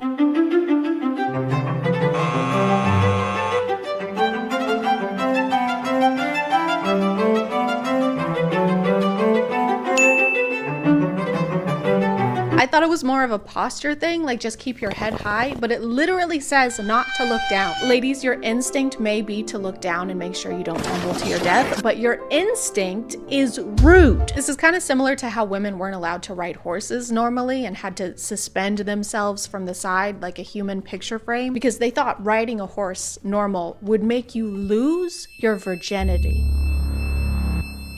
Ahem. Sure, you might fall off because you're kind of defying gravity, but at least you won't be a slut. There are just some situations where I think it's okay to throw etiquette to the wind. Like, do we still need to look elegant while we're in the ambulance?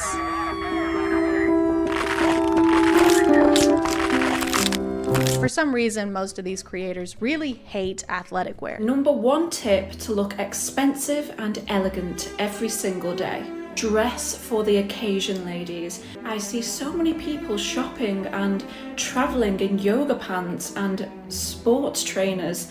This just is not acceptable, ladies, if you want to look elegant and expensive. I was just recently on a plane in the back seat closest to the bathroom, and the whole time I was thinking to myself, man, I am underdressed. She says to dress for the occasion, but if you're wearing yoga pants and the occasion is Starbucks, then you are dressed for the occasion. I get etiquette as a hobby, like as something you're interested in, but this just has a lot of holier than thou energy. Not a lot of people have time to worry about looking classy at the grocery store, and they're not enforcing formal attire. Like the store greeters aren't there to make sure you fit the dress code. Hi, welcome to Kroger. Are those Crocs? Get the fuck out. Once your guests arrive, don't take them to the living room and offer them a seat before showing them the restroom first. How are we supposed to introduce them to the bathroom? I thought we weren't supposed to talk about it. Hey guys, come on in. This is the foyer. Oh, watch your step. And this is the...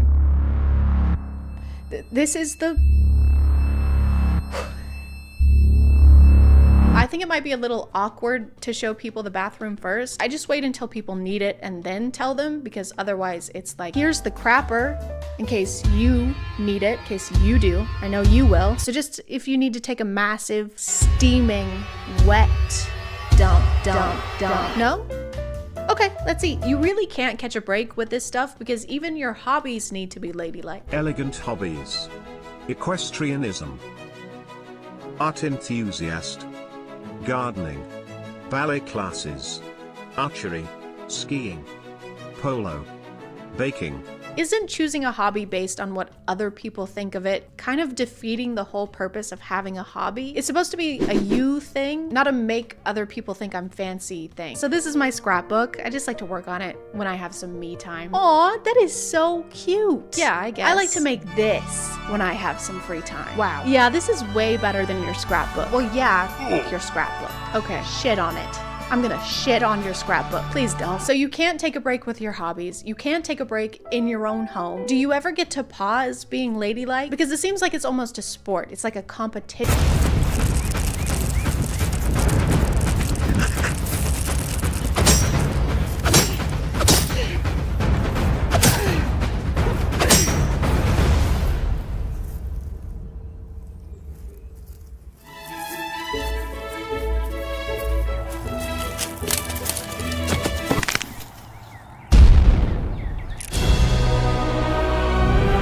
call it there, guys. Thank you for subscribing, and if you are still here, thank you so much for watching. I appreciate you clicking on my video out of all the videos that are on here, and I'll see you next time. Okay, bye.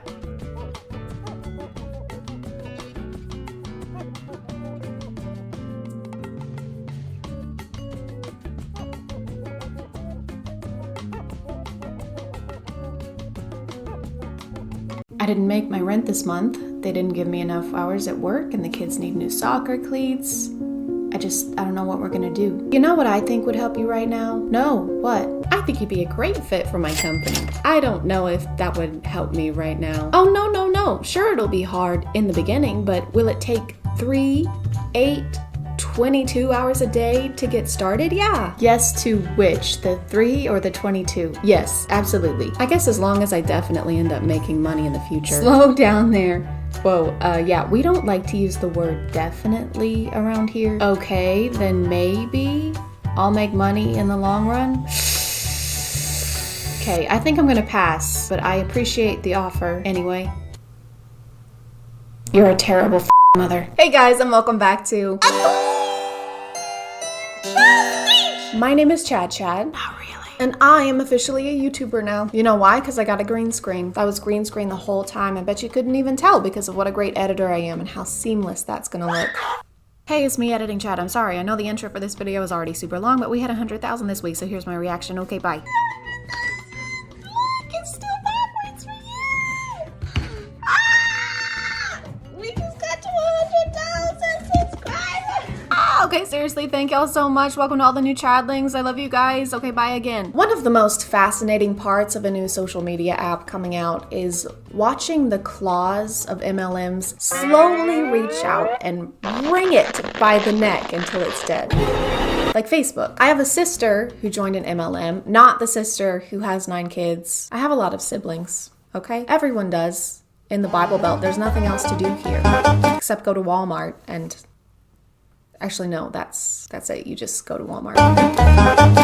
She joined an MLM that rhymes with ChadChad and became a life coach for them, which apparently meant that she just had to buy $200 worth of shake mixes to secure her slot, you know, so she could work for them. Disclaimer! This is a disclaimer. Yeah! I do not want to make fun of people who join MLMs or have joined MLMs in the past. Most of the time, they're just people who are having a rough go of it financially. In the current climate, there's a lot of that going on. So please don't make fun of people who see this stuff and join or attempted to join. Do make fun of the ones who see that hardship and decide to capitalize on it for their own monetary gain. Stop scrolling right now. Just give me 10 seconds. I'm going to change your life. How would y'all like to consistently make $5,000 to $10,000 a week? No. It's 100% legal and it's not a scam. This has definitely been said before, but if your pitch has to include definitely not a scam and totally legal, not a good sign.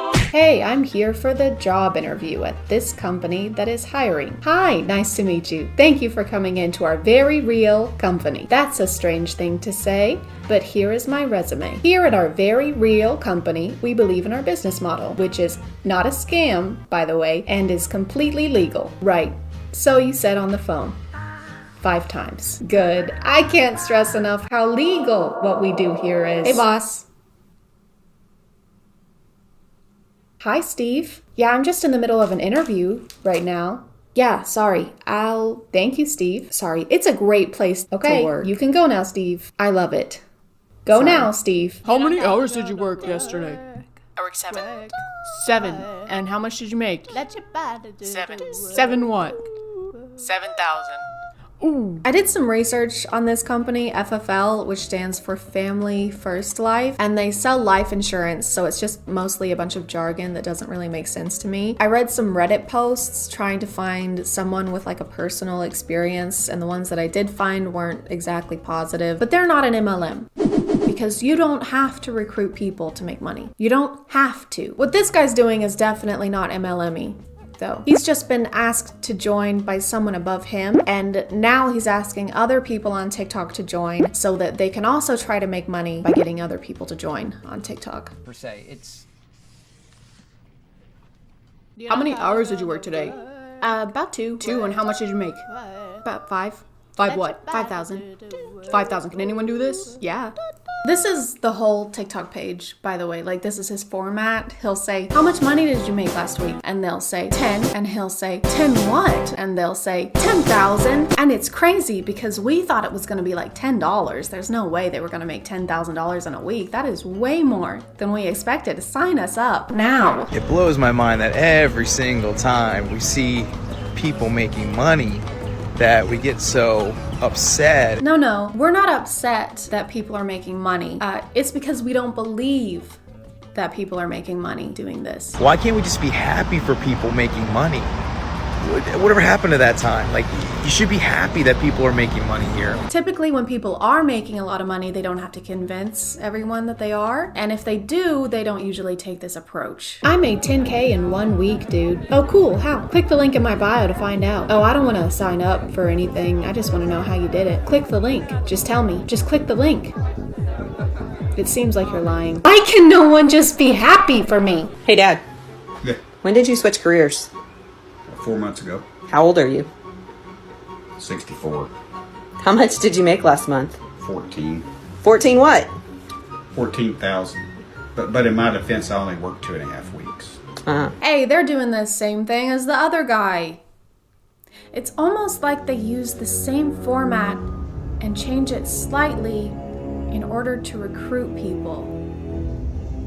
Who else do I know that does that? Hey babe, I've been stalking your Insta and you seem like the perfect Hey fit girl, for I was wondering if you would want to be a How would you like to be a girl? Hope you're having a good week in Spain.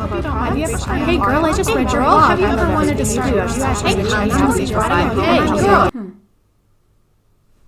I don't know. You don't have to be great at closing ratio, but people like looking to have a great closing ratio. They're trying to get lucky every week. What is this? You can put this music over anything and it'll make it sound motivational. When you understand how this game is played, you don't have to get lucky. Like, you just understand you'll work enough, you will literally trip over money. And if you do it consistently, I've always said money will rain. What does a average full-time 40-hour-a-week agent make here at FFL? At least $250,000 a year. Hit us up if you're interested in making $250K a year. They also use copyrighted music. Hey, what does the average full-time 40-hour-a-week agent make here at FFL? At least $250,000 a year. Just call us to learn more. Word for word? Really? You couldn't add a sprinkle of personality to the script? Hey, what does the average full-time 40-hour-a-week employee make here at FFL? At least $250,000 a week. We team FFL out here. On God. $1,000, that's the script right there. $1,000, she just read it from that sticky note. I'm not really doing that, unless I'm right, which I am. You owe me $1,000. I also want to talk about how unprofessional some of these people are on here, aside from their shameless copy-paste formats in their TikToks. They address anyone who is suspicious of their work model or has concerns as haters, of course, and will not, for the life of them, tell you what they actually do. People say this but have nothing to back it up or to help people learn to do it. All you have to do is ask. Sweet, okay. So we just have to ask. I would like details. Bio. In Las Vegas? Bio. Info please. Bio. Okay, fine. For fuck's sake. I'll click on the bio. Instant access. Instant no, I'm not giving you my phone number. My own mother doesn't have my phone number. That's a joke, by the way. I talk to my mom every day. I want to do this, but is it just scamming people? No, just no. No, no more details, no assurances, just no. I would like to buy this item, but I do not know if it's worth the money. You, employee that works here, do you think this would be a valuable purchase? No. Oh. Can I ask why? No. Oh. Well, I kind of really wanted it. No. You don't work here, do you? Nope. These kinds of videos, whether it's technically an MLM or not, feel icky to me. I don't like the fact that these companies, maybe not this one in particular as much, but they tend to go after women with kids who are looking for a way to make money but still be able to stay at home where they can set their own hours and be their own boss, because that's perfect for their situation. And yeah, who wouldn't want that when the alternative is going to a job for 8+ hours a day and then sending 90% of that paycheck to a daycare.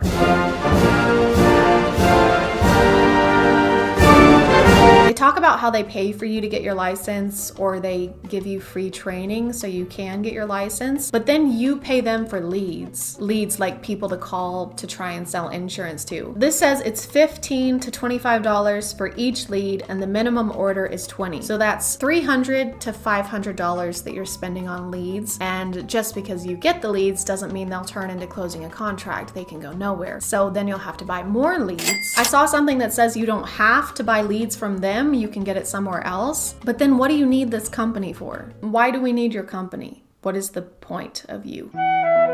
Oh, sorry. It's for the amazing TikTok scripts in the mass emails that they send to recruit people, even though you don't have to recruit people to make money. If you click on the link in my bio, you can make $250,000 at least in your first year. I made 20 last week. 20 what? 20,000. Feel free to correct me on anything I might have gotten wrong in this video. I do post once a week, so sometimes stuff can slip through the cracks while I'm researching, but I'm gonna call it there. Thank you for subscribing, and if you are still here, thank you so much for watching. I appreciate you clicking on my video out of all the videos that are on here, and I'll see you next time. Okay, bye.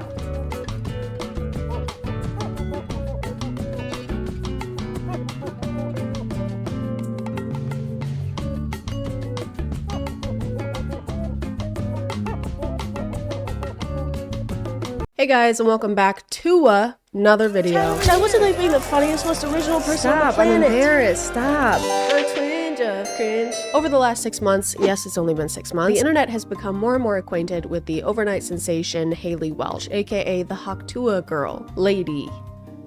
Madam. Hayley's quick rise to fame was thanks to my favorite genre of street interviews where guys ask usually not sober women suggestive questions and then act shocked when they get suggestive answers. What's one move in the bedroom that makes a man go crazy? But thanks to that interview, Hayley has been able to find many ways of turning her fame into profit. According to this Rolling Stone article, Hayley's first merch drop made over $65,000. I don't know what the rest of the article says because they want my email address and I'm not gonna do that. Also, I can't read. And that amount of sales makes complete sense when you see the variety of merch they have to offer, like this crew neck that says Hawktua, or this hat that says Hawktua, or this shirt that says Hawktua, or this shirt that says Hawktua. Since then, Hayley's also started a podcast, made a fanfics account, and launched a jewelry collection with the slogan, "Who says fashion has to be boring?" Which doesn't quite make sense to me because I don't think anyone has ever said that. Fashion doesn't have to be boring. You don't have to put the same 2 words on every item of clothing, and I can't really fault Hayley for any of this stuff. You can't blame her for taking advantage of a viral moment and making as much money as possible. Is what I would say if it was opposite day. The sky is down. To a hawk. Unfortunately, over the last few weeks, the only spitting Miss Welch has done has been directly into the faces of her followers. Between a meme coin launch with alleged insider trading, I mean, just look at this. Do you have any idea what this means? Do you know what this means? I don't know what it means. To her questionable response to alleged insider trading. Actual, like, hey guys, I hate to interrupt you, Nick. Hello there. But anywho, I'm gonna go to bed, and I'll see you guys tomorrow. Hayley, no! You can't leave the conversation when the conversation is about how you just scammed people. You have to stay and listen. You're named after a grape juice, so just concentrate. But we're not even here to talk about that. None of these things are what I'm annoyed about right now. Today, I want to explore yet another Hawktua scheme known as the Pookie app. Today we're going to be leveling up our dating game with Pookie, made by Hayley Welch, the Hawktua lady. Are you comfy? The official app of Hayley Welch. Find your match, tools to attract and connect with the one you want. Level up your game, learn how to talk, flirt, and win like a pro. Excuse me. Plan legendary dates, perfect ideas and outfits tailored to impress. Zodiac compatibility. Uncover your cosmic connection instantly. What? The app's description says, Gen Z's relationship guru Hayley Welch launches Pookie Tools, all her newest cheat codes for a smarter, more enjoyable dating experience. I tried to find out what qualifies Hayley to be a relationship guru and found out that the app name is in reference to her boyfriend, Pookie, who she's talked about since the beginning. Leave a message to your last buddy. I love you, Pookie, forever! But they seem to be in a kind of situationship thing. That is until about 10 weeks ago when Hayley and Pookie finally made things official. Pookie's your man? Pookie's officially my man, first off. And if there's one thing she's learned in those 10 weeks of dating, it's everything there is to know about dating ever. Even though Haley claimed this app was the easiest way for us to find our forever Pookie, it isn't a dating app or anything that helps you directly connect with people. You have to already be using dating apps and chatting with people because a lot of the features rely on that. So you have to already be doing all of the things that this app is supposed to help you do. It's kind of like downloading an app that gives you advice on how to download an app. Pookie Tools is designed to help at every step of your relationship. Pookie's AI tools assist you in making connections, enhancing profiles, and planning dates confidently. I like that the description claims that these are Haley's cheat codes for dating, then in the next sentence reveals that all the tools are AI. She's not doing anything. She can't take credit for AI-generated responses. She's not the one giving the cheat codes. Hey kid, you want some advice? Sure, yeah. Well, fucking go ask that guy over there, then. The app was free to download, but now that I'm actually here, we can either subscribe weekly for $4.99, or we can get the annual subscription, which is only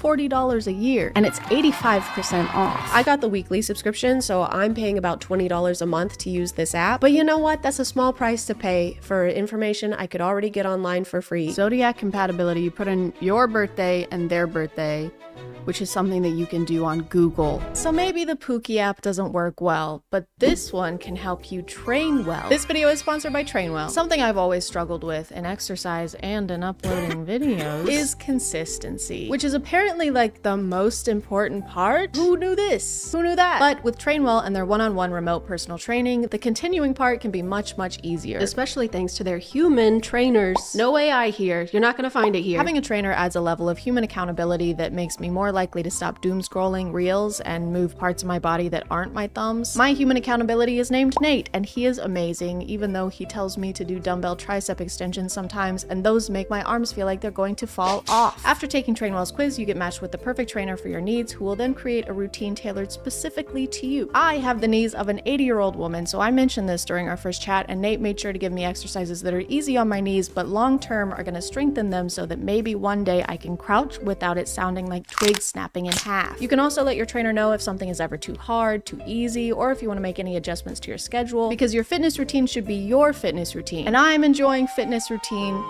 into my life. So take the quiz to find your perfect trainer and get 14 days of free training by clicking the link below. Thank you to Trainwell for sponsoring, and let's get back to the video. After browsing the features, it became very clear that the Pookie app aims to create long-lasting relationships based on genuine connection and non-superficial factors, like there's a height detector and bald predictor. What is this? And also this one called Wealth Detective that helps you find out if your date is rich by asking hard-hitting questions like, well, does it seem like they are? Do they have any particular interests or collections that might indicate a level of affluence? You mean, do they do things that rich people do? Not necessarily. I'm asking if they have any specific interests or collections such as art, antiques, or rare items that might suggest they have the means to acquire such things. So like, if they have a bunch of expensive cars. Yes, exactly. Collections of expensive or rare items can sometimes indicate wealth. Oh, I get it. So if they have expensive things, that means they must have had the money to buy those expensive things. Precisely. Collections or interests in expensive or rare items can be a subtle indicator of wealth. Thank you, detective. You're welcome. Case closed. A lot of the tools have to do with texting or messaging on dating apps, like the dating app opener, which gives you clever lines based on someone's profile. Looks like you're a master in the kitchen and the galaxy. What's your secret recipe for the perfect date? Basically, every tool is information that can be found somewhere else, like IRL pickup lines, find my love language, how to talk to girls. The only way this app is somewhat relevant to Haley is thanks to them having Hawktua themed versions of the same tools they already have in the app. For example, there's a tool called Text Responder that'll help you draft text to your potential date, and there's a tool called Textua, which does the exact same thing, but Haley's picture is on that one. There's this one called First-Tua. Come on, guys, what does that even mean? Did you guys give up on trying to make these names make sense? You can't just add Tua everything. There's a dating coach tool that introduced itself to me as the world's best dating coach. 24/7 dating advice, dating coach. Ask me anything. Oh, it's 24/7 because, it's AI. And that also has a Haley version called Dating Advice. Literally the only difference between those tools and the Haley ones are that her versions will start each message with, well, hot dang, sugar, and ends talking about grits or something. Well, howdy there, sugar. What's shaking in your neck of the woods? My hands. I'm so nervous. Aw, darling, don't you worry none. Just take a deep breath like you're about to dive into a big old plate of biscuits and gravy. What's got y'all jittery? Hawk You talk too much. It's really frustrating to try and explain the features of each tool because it's basically pointless to do that. There isn't a lot of variety when it comes to the function of each one. If I ask what I should wear on my first date in this tool and then I ask the same question in this one, it's going to generate the same kind of answer because this is all the same AI. There's no point in leaving one tool and going to a different one. Did you hear that? Ladies. It's kind of like that picture of that trash can that says trash on one side and recycling on the other, but there's no divider in between and everything is just mixed together. Do you know what I'm talking about? There's this illusion of multiple features on the Pookie app, but really it's all just the same big pile of garbage. Hey, that was a trash metaphor. It was a metaphor about trash. A few days after I explored the app for the first time, I reopened it and realized there had been an update, and now there were even more Pookie tools. There was now an apology writer, a roast me tool, and a soccer skills tool. Something's not right. This is more mixed up than grits in a blender. Even though learning how to play with balls might be helpful in the dating scene, I was a little confused on why this was here. So I asked how it's supposed to help, and it actually let me know I'm not allowed to ask it any questions outside of soccer coaching. But I don't need soccer coaching. Haley already told us how to dribble the balls. I tried contacting support to see what was going on with this update, and it ended up just being some guy's phone number. The Pookie app has a soccer skills option, and I'm wondering when that update was added.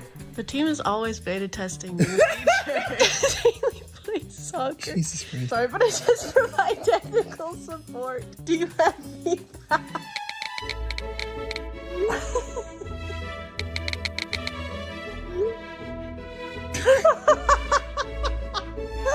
I still couldn't let go of the fact that this random tool was on here, so I did a little digging and found out that the developer of the Pookie app also developed this app called Ultimate AI. Maybe this app had a soccer skills tool and it somehow accidentally ended up on the Pookie app. I'm sure there's a reasonable explanation for why my Pookie app made by the Haktua girl is not giving me enough skibbity sigma rings. So I downloaded and paid for the Ultimate AI app, and it did have the soccer skills tool, as well as literally every tool from the Pookie app. This app is literally that app, but for less money and with less Haley. So I guess when they said that these were Haley's cheat codes, what they meant was they just cheated the code from somewhere else. I just wanted to explain this because I feel like I didn't do it enough, but they didn't steal the app. They're not stealing anything from someone else. It's the same developer. So basically they just took an app and tools that already existed and put Haley's branding on top of it. So it just means that no effort went into it and it was already something that existed. They just repackaged it. It's basically drop shipping just with apps. Anyway, I need to go back to the Pookie app. I need to talk about that some more because I let it plan a whole date night for me, and I'm going to show that to you. So this is a segue now.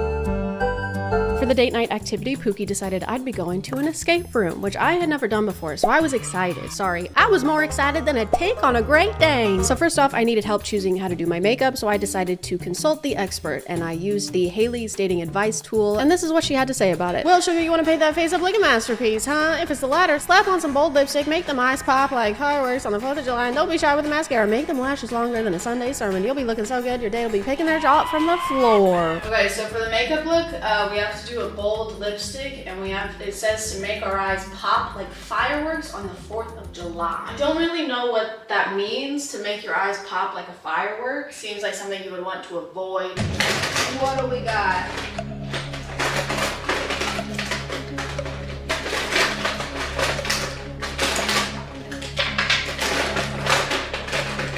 I decided to interpret the firework description to just mean colorful and very sparkly or glittery, so I ended up grabbing these sticker things that I usually use on my nails and just started putting those all over my eyelids because they have blue and pink and they're very sparkly and they kind of look like a firework if you close your eyes and you can look at it. She didn't specify what color lipstick, so I went ahead and asked her, and she let me know to wear a red lipstick because then it's bolder than a bull in a china shop.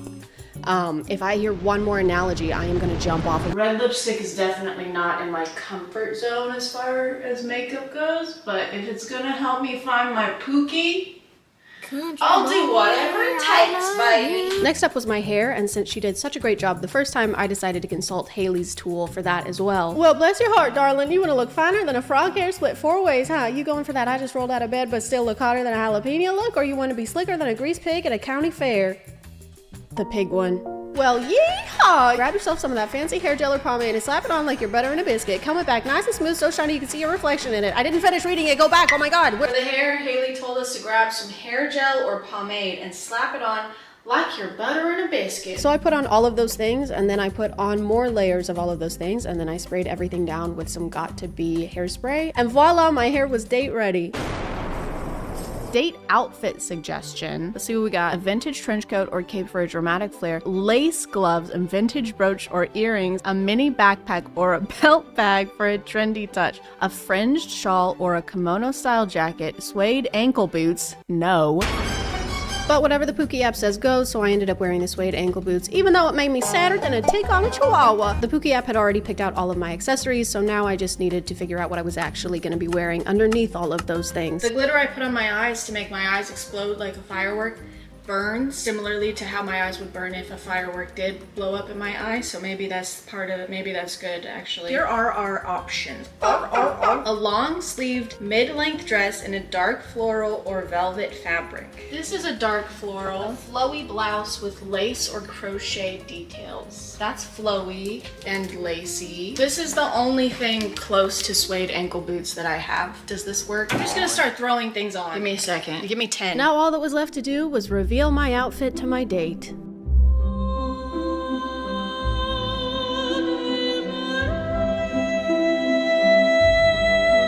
I think the shoes tie it together. Yeah. These are my suede ankle boots. Wait, what's the pouch on the waist? It said to put on a belt bag, and I don't know what that is, so I did this. It also said to wear a cloak. Wait, is that your Markiplier cloak? Yeah, it is. Thank you, Cloak, for sending me this clip. Wait, the hair. Yeah. I think it's safe to say the fit was a complete success. I did end up realizing that belt bag probably meant a fanny pack, so I ended up changing into this. I also forgot to put on my vintage brooch, so I had to quickly fix that really quickly because we were running late. We need to go. We still ended up being fashionably late, but at least I looked good. Right, guys? At least I looked good, guys. But I didn't have time to think about how I looked. We needed to escape this room, and we needed to escape it fast. It wasn't gonna be easy. It was gonna be a test of wits and skill. It was gonna be hard. It was gonna be harder than a take on Viagra. No, seriously, it was gonna be tough. This one was an 8 out of 10 difficulty, and no one had. Actually, that was it. We escaped. Actually, that was all, and we escaped it, and it's done now. Yay! I didn't have many expectations for the Pookie app, but I did have like a couple. I was hoping that it was maybe something more than 2 minutes of thought went into, or that they care enough about it to notice that a soccer skills chatbot has been on their dating app for 3 days and counting. It's still there, they haven't fixed it. But I guess I was asking for too much. Anyway, the app is shit. Pookie app? More like Dookie app. That's gonna be it for me. I'm gonna call it there, guys. Hey guys, and welcome back to A Twinge of Cringe. My name is ChadChad, not really. And today we are not going to be talking about a TikToker. I know. Shocking. But don't worry, we'll still be watching cringy shit. It will just be cinematic cringy shit instead. I've seen this movie a couple times, and I'm not going to lie to you, it's probably one of my favorite bad movies of all time. I'll recommend it to people and try and get them to watch it, and they end up just watching the trailer and then never talking to me again, which is understandable, I guess. Disclaimer. This is a disclaimer. I'm not making fun of this movie for being low budget or for them obviously having minimal resources. If you're somebody who wants to make movies, or if you're somebody who wants to write for movies, I think it's great if you just go out, no matter what you have, no matter what equipment you have, and you just make it, okay? I think that's great. I'm making fun of it because it's awful. It doesn't cost a lot of money to write a good script. Unwanted Presence was released in September 2014 and had an estimated budget of $150,000. You may not understand now, but if you watch this video through and through, you'll be asking the same question I am right now, which is, where the fuck did that money go? This is a Christian horror movie, which means that they wanted to make a horror movie minus the secularism, minus the gore, and minus the horror. Starting out, they set up the history of this home with a scene of this woman having a really rough time. She gets made fun of by some middle schoolers. You know how in horror movies they have the prelude, right? They have a scene that shows like the horrifying thing that happened in this house to make it haunted, or the house that's being featured in a horror movie. Then we skip to the new family, and they're happy and they're excited to start their new chapter. This movie takes a little bit of a different approach. And by different approach, I mean they thought for some reason that it would be necessary to show us every legal action and step that is taken between the space of the horrifying event taking place and the new people moving into the house. They show her workplace trying to find her. The realtor, for some reason, hires a regular cleaning crew, Magnum Cleaning. There's a joke there. I just don't feel like putting 2 and 2 together right now. Condoms. Ha ha ha ha ha ha ha. Hi guys. Hi, how are you? At 15 minutes into the movie, we finally meet our main character. Her name is Lindsay. I don't know her last name, and I am not going to rewatch this movie to find out. Now, have you seen our new boss? No, have you? Yes, and she was very nice to me, and she's gorgeous. Oh my God, no way. And I can't wait to have a professional relationship with her. Then Lindsay wants to have much planning that I'm surprised the ghost didn't call Lindsay up to schedule a time before it started haunting her. Hey Lindsay, it's me. Your girl, the ghost. I was just wondering what your schedule was looking like for Tuesday, around 6 o'clock. Oh, you kill me. Well, no, you can't kill me because I'm already dead because I'm a ghost, but okay. All right, I'll see you then. Okay. Everyone goes to the housewarming, and while they're there, the ghost TP bathroom is the most considerate choice, but Lindsay refuses to leave on the cliche, baseless argument of, I won't leave, this is my house, and I'm not gonna leave my house. So she stays. So the 3 gossipers are fans of the psychic she hires first, and when they hear he's coming, they rejoice in a very natural, convincing way. Is a synonym for finale. Sorry, I just felt like I needed to define that in case the minister's wife was watching this. But anyway, the end, the finale, we've endured so much, and it's gone. Lindsay gets saved, spiritually, of her own accord, entirely. The minister does threaten that the spirit will come back and torment her if she doesn't devote her life to God, but other than that, it was completely her choice. Hi, Mrs. Jones. Thank you for coming. Yeah, and that's the end of the movie. You're welcome. Thank you for subscribing, and if you are still here, thank you so much for watching. I appreciate you clicking on my video out of all the videos that are on here, and I will see you next time. Okay, bye.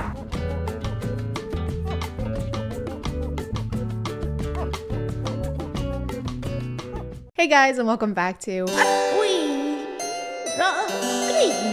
My name is ChadChad.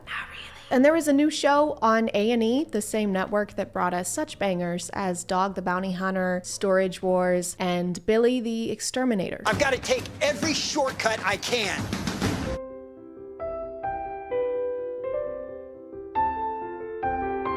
Adults Adopting Adults is the new hot goss online. It's the new thing. But I wasn't sure I wanted to make a video on this because I've seen that people have already talked about it. But then I watched the first episode in a moment of weakness, and it was way worse than I thought. I'm already not a huge fan of reality TV because it's usually not reality.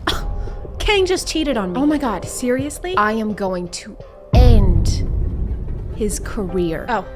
In living as a successful businessman. Okay, yeah, okay. If his business was breathing. No. There's actually a lot of reasons for adult adoption, like foster kids wanting to be adopted by their foster parents, or stepkids who have become adults who want to be adopted by their step-parents. So adult adoption isn't inherently strange. But this is reality TV, guys. They can't make a show about healthy relationships. Ugh, get that shit out of here. So the show starts out introducing us to the different couples who are looking to adopt an adult, and immediately one couple sticks out to us. If you're adopting a whole person, Danny, I feel like Christy's allowed to have a few cats, you know? Baby, I know you don't want to adopt an adult pregnant woman and bring her here to live with us and financially support her even though we've only known her for 3 months, but you have more than one cat. So you kind of owe me. And her even saying that Danny gets what he wants, no matter what she says, makes me feel like I have front row seats to an emotionally abusive relationship. And I did not buy tickets. I just went on the internet and I was like, I would like some lighthearted cringe, please. For one, thank you. And then the ticket person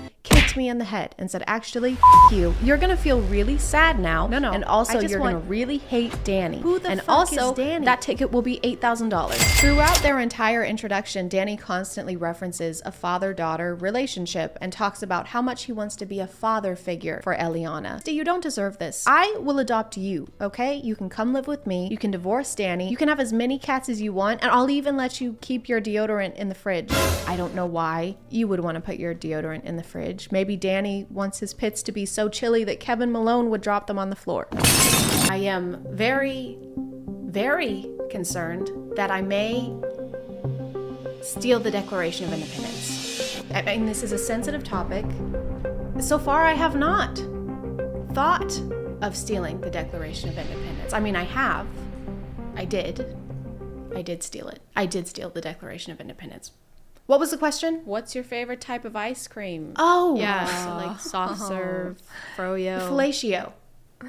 Yeah, I'm calling the police. With nut. Yeah, lots and lots of nut. Eliana runs into some issues at the airport, and Danny is freaking out and trying to get over there as quickly as he can. Baby, we need to move.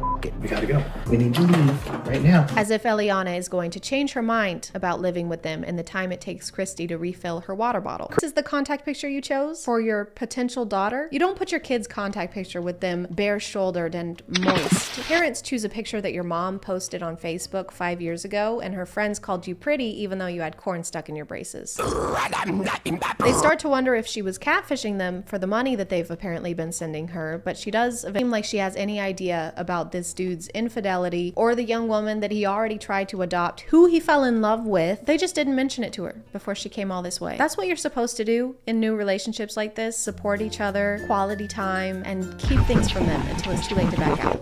Just got here yesterday, so it does seem a bit early to be like, oh, by the way, we did this before and it almost ruined our marriage, so please don't do that. Welcome to your new home. I think it's fascinating that when talking about adopting Eliana, he says things like, she needs me. Eliana needs me. Or she wants to be with me. She entrusted me with her life. Eliana has entrusted me with her life. But when we're talking about the shitty things he's done, all of a sudden it's our marital issues, and we have had issues in the past. Our marital problems. So he is able to act like they're a partnership, but only when he's trying to make it sound like they both fell in love with.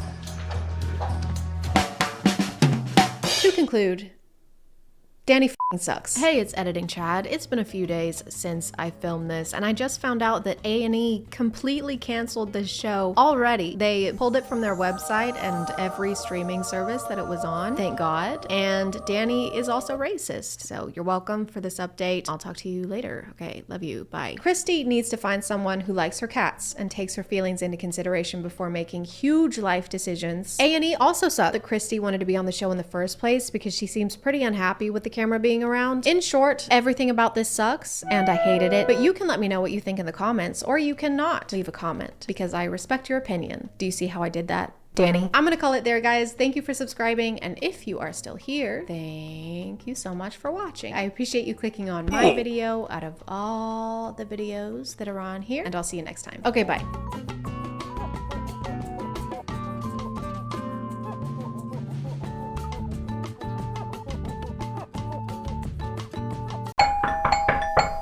Trick or treat! It's a trick. All of these have machetes in them.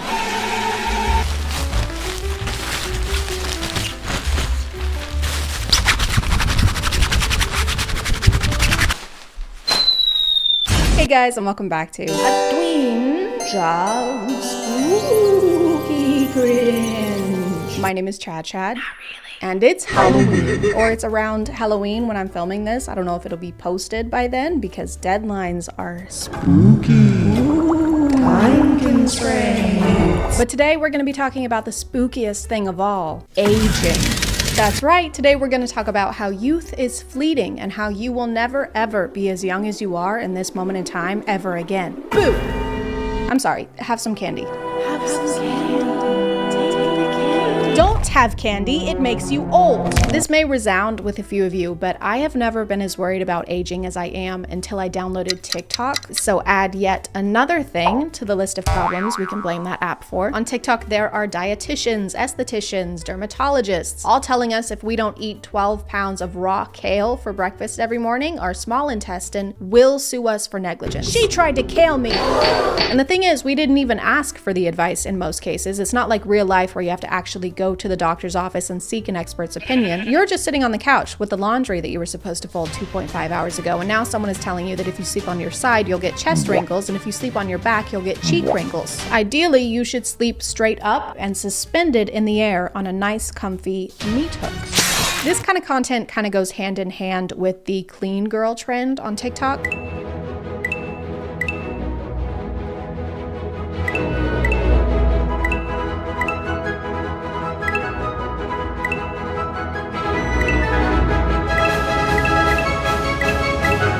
And if you don't do all those things, you are a stinky, dirty girl. Even if you're not a girl, I don't care. You're a grimy little dirt girl, and you probably eat worms and blue cheese. Clean girl is not really a trend, though. It's more a type of lifestyle content, like the Liver King, or people with those really intense morning routines that are like, I like to wake up before the sun because the sun is lazy. I am better than the sun. I'm stronger, faster, brighter, and I have more gas. And if we don't have time for a 19-step morning routine, that's kind of on us. We should make the time by using today's sponsor. This video is sponsored by HelloFresh. I've been a customer of HelloFresh before I even started making YouTube videos. They're the world's leading meal kit company that sends all the fresh ingredients you need to make a delicious meal right to your door. It can take away a lot of the stress that goes into meal planning because you don't have to make any lists, and the portions are pre-measured to the exact amount so that there's little to no food waste. As a visual learner, I appreciate that the meals come with step-by-step instructions with example photos, so you can kind of keep up with what your ingredients should look like during each stage. Each week, you can select the meals you want. You can also change the amount of people you'll be feeding and schedule delivery to whatever works best for your schedule. I've still been trying to eat less meat, so I usually go with the veggie options. Every step lets you know what you should be prepping while other things are cooking, so it's all very time efficient, which is great for when you're in a rush or just very, very hungry. This turned out really well. It tastes amazing, and it made my house smell even amazinger. If you want to check them out, using my code ChadChad will get you 65% off in the US, but no matter where you are, there's a special discount using my link because it is valid internationally. Thank you to HelloFresh for sponsoring today, and let's get back to the video. Obviously, one of the first things you can do to avoid aging is by eating healthy. I'll show you what I ate in the morning, but here's my milk. Raw, of course, with cream on top. Of course, raw eggs for myself as well for energy and nutrients. And then I get work done for a few hours. Then I get a couple more eggs before me and my dog go outside and move our bodies. Obviously, I'm not a nutritionist, so this could be good for you, but do you like yourself? Does this spark joy? Does it spark anything other than stomach cramps? Don't drink coffee in the mornings, drink egg. Don't even talk to me until I've had my cup of salmonella. I'm joking. Wouldn't be in a day in the life if we didn't include my dog's food. You know your meal choices are a little bizarre when I can't tell if you're about to feed that raw beef to your dog or to yourself. Then I go ahead and prep some grass-fed pasture-raised beef liver, practically the only supplement that you need. I eat this every day, 1 to 3 ounces. Both. It was both. It was you and it was the dog. Pasture-raised, chemical-free sirloin, and eat with my dog. Don't do a jolly little dance. That meat is so raw, you need a plan B. There she is. You're not wearing your Halloween costume. Why are you not participating? Mother, I am deeply concerned for this individual's well-being. She's going to have more scurvy than a pirate. Another technique that you should implement into your anti-aging routine is to stop having human emotion. After years of training my face muscles to stop working so I don't make wrinkles, everyone seems to ask how I can make emotions. You really don't need to use your face muscles to make emotions at all, but I will show you how my face moves at this point. So this is what my eyebrows look like when they're raised. Put them together. This is like saying you can prevent getting gray hair by ripping all of your hair out. Really just solves the problem at the root. I'm gonna show you how to do it. The idea is simple, but you do have to practice. Take your fingers and put them over top of your eyebrows. Push down on your forehead. And just next step is to take your 2 fingers over your eyebrows and try and lift them. It might look crazy, but trust me, over time, you're gonna be able to train these muscles to work without these muscles working at all. You really don't need to use your face muscles to make emotions at all, but I will show you how to Number 1 is avoid repetitive or exaggerated facial expressions. Everyone says that it looks like I have Botox. I don't, but it's because over the years I have avoided moving any muscle in my forehead. I try and not smile too much with these lines on my eyes unless I'm really happy. I can't help it. So when you see something really funny, you can smile, but not too much. And not for too long. It's like one of those TikTok POVs where there's a numerical limit on every bodily function. Don't worry, I'm sure you'll get more smiles this year. Yeah, I hope so. Are you serious? What happened? I only got 1 smile for the whole year. Aw man, I got 69. Number 2 is sleep on your back. If you don't, you're creating wrinkles all over your face and you're actually making your bone structure uneven over time. Trust me, you don't want that. Number 3, sunscreen is good, but staying out of the sun is better. SPF is okay, but have you tried never going outside? I was unknowingly doing this tip for all of 2020. I'm pretty sure she just means that you should limit the amount of time you spend in the sun and not that you should never ever go outside, I think. But people don't typically go outside just to be in the sun. There's usually a reason, like you're taking a walk or you're hanging out or playing a game with your friends. And you should do those things without worrying about the potential of getting wrinkles 20 years in advance. That's like worrying about a homework assignment that hasn't even been assigned yet. This is going to be the longest and most important essay I've assigned so far. So do not wait until the night before. I'm looking at you, Seth.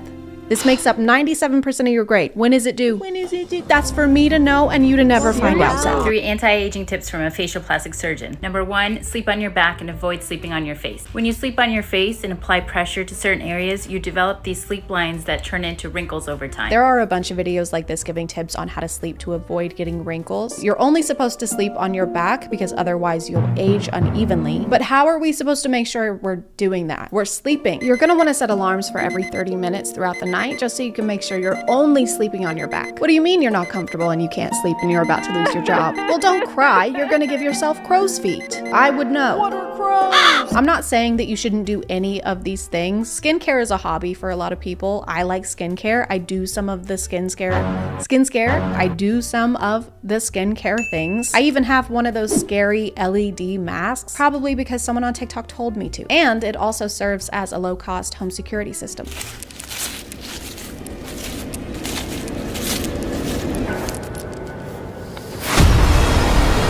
But we also have to worry about the rest of the body aging, not just the face. This is aging your neck.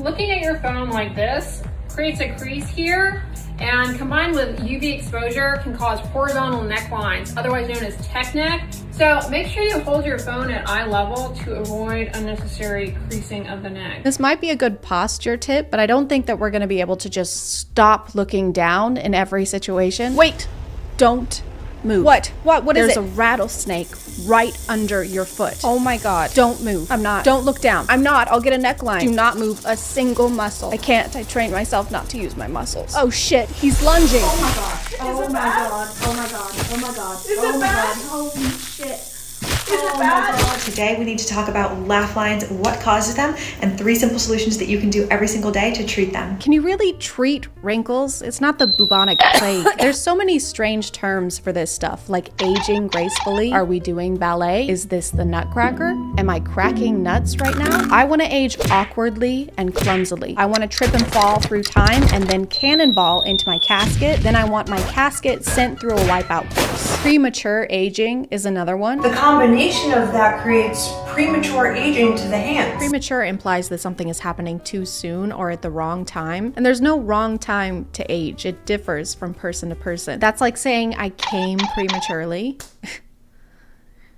The invitation said 6. Second cause is gravity pulling our face down at all times, and my solution is to sleep as flat as possible. Because if you think about it, you're upright, gravity's working on you all day. Why would you sleep in any kind of an upright or elevated position? You're just going to be giving gravity the chance to keep pulling down on your face. I think it's pretty clear what we have to do.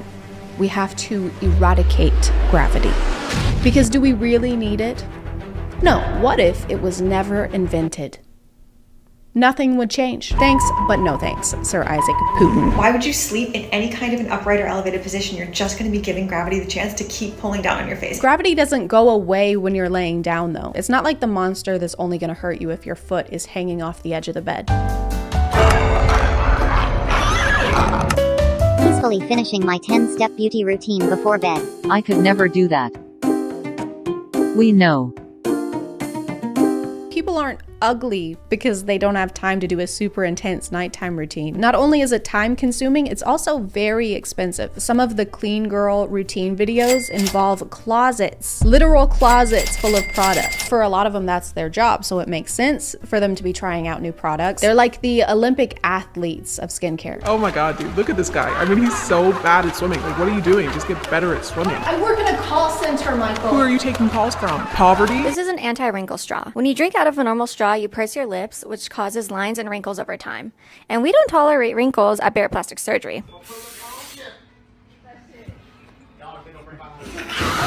When people call you extra, just look them in their face and say, am I extra or are you basic? Be a blessing. I would rather have wrinkles than dress like I'm about to cross the glowing sea every morning. The amount of prep work that goes into some of these routines is a lot. How do you have time to do anything else when you're trying to hide from the biggest thing in the galaxy? Hey, are you okay? Yeah, I'm okay. Just thinking about the consequences and minute physical effects of this moment 20 plus years in advance. Isn't that making this moment less enjoyable? Yes, but society has taught me that the value of my self-fulfillment pales in comparison to the value of my youth. You want to take a walk? Get some fresh air? Sure, hold on, let me suit up. All of the tips that we've gone over today are kind of a lot to remember, but don't worry, I put them all into a list so that we can keep them in mind 24/7, every day and every night for the rest of our lives. Do not sleep on sides. Do not sleep on pillow. Do not sleep on bed. Do not breathe through mouth. Do not breathe through nose. Do not smile with your eyes. Don't go outside. Do not bend your hands. Do not bend your neck. Don't go outside. Do not turn 30. Do not eat sugar. Do not eat salt. Don't go outside.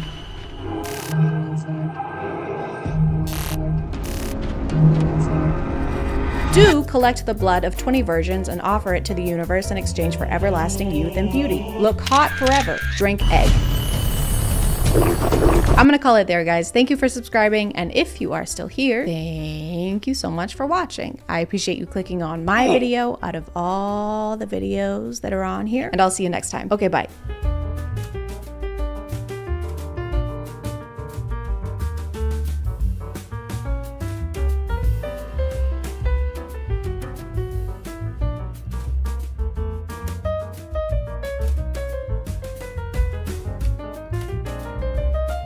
Hello, and welcome back to A Twinge of Cringe. Look what I have.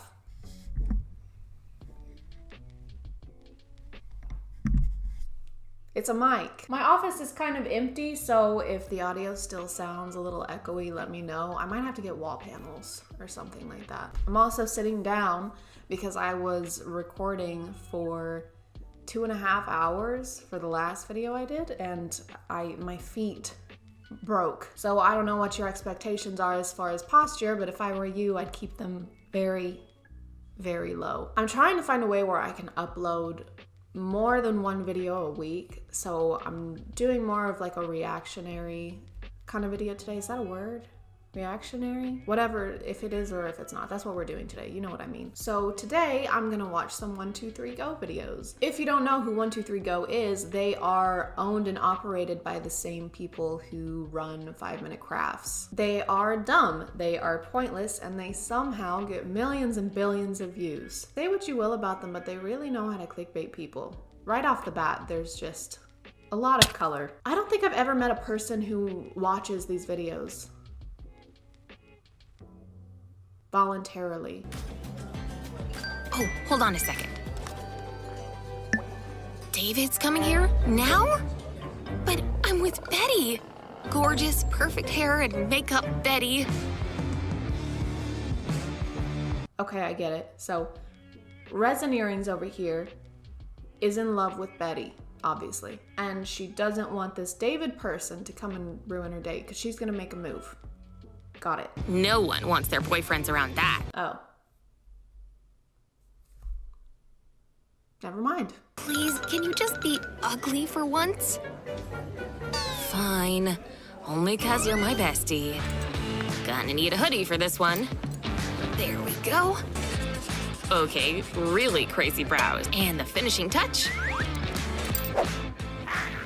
This is awesome. Or you could just tell David you want to hang out with your friend alone and bypass all this cliche glow down shit. Hey, babe. You remember my friend Betty? Whoa, is that even a human? Are those glasses? Is that even a human? If you're a woman and you wear a hoodie to lunch, you're a failure, he says as he shows up to lunch wearing a hoodie and a backwards flat bill hat. The absolute peak of male fashion, I might add. What a beautiful day to chat with a girlfriend. May as well take a stroll. Are you kidding me? Look at them. Look at the chemistry. I ship them. They have way more chemistry than resin earrings and flat bill Jimmy did over there. Unless you're a girl yourself, you have no idea how awkward things can get. Can you think of any other less savory situations girls get themselves into? As a girl, I have not encountered a single one of these situations, ever. But I appreciate the thought, I guess. One of my favorite things about these videos is how they don't bother to get a different narrator for the dudes. So it's just the same lady, but she just makes her voice. She's like, better organize all this cash. Like, that's the best dude voice you can do. I can do a better dude voice than that. Hold on. Now, how do I... My leg. Where'd you get all that cash, Kevin? Who has cash nowadays? Unless you're... So here you go. Grab some double-sided tape. You know, double-sided tape. What do you mean you don't have double-sided tape? Everybody has double-sided tape. Fucking loser. And then gently caress your friend's ass while you stick the tape to them. And don't worry, they won't feel it because then the prank wouldn't work. Hey, Kevin? Why'd Kevin sit down on his money like that? Like he's trying to hide it. It's almost like you got that money in a nefarious way, Kevin. Ha ha ha ha ha ha. It's funny because he's a man and she's putting makeup on him. As if this man was not already wearing concealer, at least 2 coats of a full coverage foundation and a setting powder. Also, I think a little bronzer, but I'm less sure about that. Hey kids, want to play a super sick prank on your friends? Destroy their property. Don't worry, it's not actually their property, it's their less important property. Destroy it. Wait, hold on. Do I have a meat cleaver? Hold on, wait. Pretend this is a meat cleaver. It just slipped out of my hands. It just slipped out of my hands, Lily. It was obviously an accident. Is a, how the French would say, a fucking menace. She doesn't listen to Kevin when he's trying to tell her about his day. She steals from him, steals money from him, and if he sings along to his music, she forces him to do the Kylie lip challenge with a vacuum cleaner. Kevin needs... Is there such a thing as a tape fetish? Because if so, I'm 103% sure that Lily has it. What? Jeez. I don't know what kind of industrial strength duct tape y'all have up there in Canada, but here, the duct tape I use couldn't hold an ass hair onto a piece of parchment paper. To summarize this video, Lily is a menace, and everything Kevin does is justified retaliation. Ever wonder where girls get all their makeup and beauty ideas? Well, from looking at a magazine, of course. I have never read a magazine in my life. I think the closest I would ever come to reading one would be if I was in the bathroom and my phone was dead, and even still I wouldn't crack it open until after I'd finished reading the ingredient list on the back of the Dial soap on the counter. No, my eyeshadow! Sorry, Bella. I thought you had a good grip. Hey, these lipsticks could work, right? Why don't we give it a whirl? Sounds interesting enough. If you're in a bind and don't have all your makeup available, try using some of your lipstick as eyeshadow and dab it onto the outer edge of your lid. Actually, do not do this. I don't know much about makeup ingredients, but I seem to remember hearing something about why you shouldn't use lipstick on your eyes, especially red lipstick. I think there's a dye or a certain chemical in there that's especially not good for you, but I'm gonna leave that to Research Chad to figure out and explain to us. It's only an hour until Bella's big birthday bash. You'd better hurry up with those balloons, Lana. You're running out of time. Oh gosh, what happened to my makeup sponge? It looks like you wiped your ass with it and then rubbed it in dryer lint. Hey, here's your deflated balloon. I wonder if I could use this thing as a makeshift sponge. Start blending it in with gentle pats. Hey, that doesn't look half bad. Instead of washing your beauty blender or refraining from using it to wipe your ass, just use one of the balloons you have laying around for your birthday party. What do you mean you don't have a birthday? It's not your birthday? Oh no. Well, this hack is really convenient, but only on one day out of the year. But on the day that it is, on the day you can use it, it's stellar. Oh, my blush wore off. I look so pale and splotchy. Yeah, you basically look like a vampire. I'll just pop on a little blush and all will be better. Did I seriously forget to put it in here? I can't even believe you. Lana, you might as well go home because no one wants to look at your hideous, blushless face for the rest of the night. Pucker up and put your freshly painted lips onto a paper napkin like this. Press the mark to your cheek like this. There you go. Wow, that really does look like you're wearing real blush. See the difference? No. Hey, Lana, that looks exactly the same. Looks like Justin's stuck at home studying on a Saturday again. Hey man, wanna go shoot some hoops? Whatever. Aw, poor guy. He's never gonna get through all this in time to play. Now it's time to bring this bad boy into the mix. Catch this one, buddy! Whoa! Justin didn't think he was sitting in the splash zone, did he? Hey, is your friend studying too hard? Do you want to help relieve some of the stress they're feeling? Well, destroy their property. Fully ruin their homework so they have to start over again. Problem solved.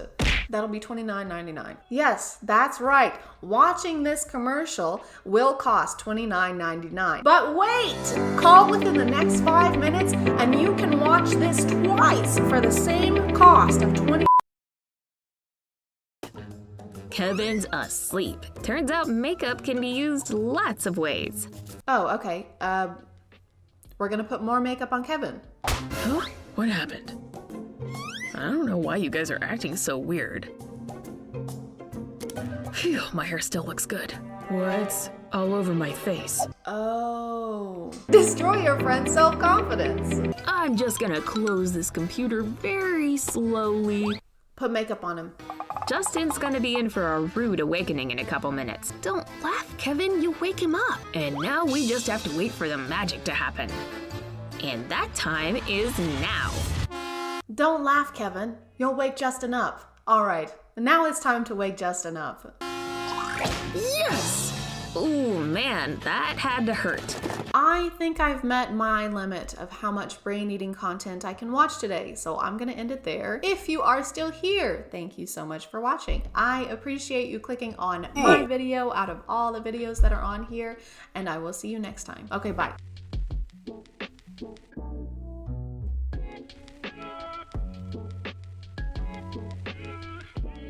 Hello and welcome back to a twinge of cringe. I still don't have a mic, I'm working on it. I just wanted to point out that I don't intentionally make all these videos on TikTokers. That just happens to be where I find a lot of good material. So to the exactly 3 people that watch my videos, if you find someone you want to see on Twinge of Cringe, let me know. Allow me to introduce you to Amy Woe. This is her. She is a 21-year-old TikToker who recently branched out onto YouTube doing vlogs and this little comedy series that she started. Only has a few episodes so far. She makes a lot of skits targeted towards kids, like, you know, the ones involving parents and siblings and shit like that. Ew, I don't want to touch the worm. Daddy, will you bait my hook for me? It's so gross. Of course, sweetie, I'll bait it for you. Really? You're still having Dad bait your hook? Sorry, I'm not like you. It's literally slimy and nasty and gross, but you like that stuff. Just grab the worm. It's really not that hard, you big baby. Hush up. Be nice to your little sister, okay? Thanks, Daddy. You just take it like this, and you put it like that. Here you go. Haha, Dad still baited it. When I initially found her channel, I wasn't actually gonna make a video on her. I was like, okay, so she makes videos for a younger audience. They find it entertaining. Doesn't matter if I think it's dumb. It's not made for me. There's nothing wrong with that. And then I had to watch her say, "I'm a burrito" 8 million times, and it started deep, visceral rage within me. And I changed my mind, and I also learned that she's just a shitty person in general, so. I can't even put this whole TikTok because it never fucking ends, it just keeps going on and on, so I am going to speed it up. Freeze!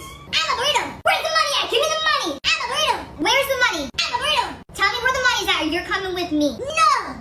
I'm a burrito! I'm a burrito! Can you shut up with this burrito stuff? I'm a burrito! Shut up! Stop with the burrito! I'm a burrito! You're giving me a headache! Stop! You don't stop saying burrito, I'm leaving you on the side of the road. I'm a burrito!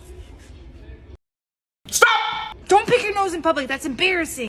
Okay. Oh, that looks so shiny. I gotta touch it.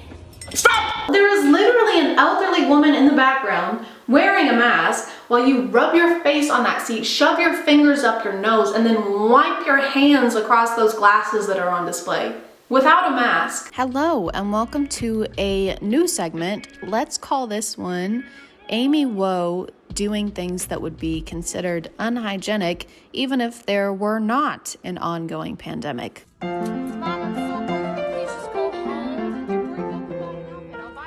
Really? Okay. We're not leaving. You should have cake. Dang it. I'm just gonna sit right here. Don't sit on the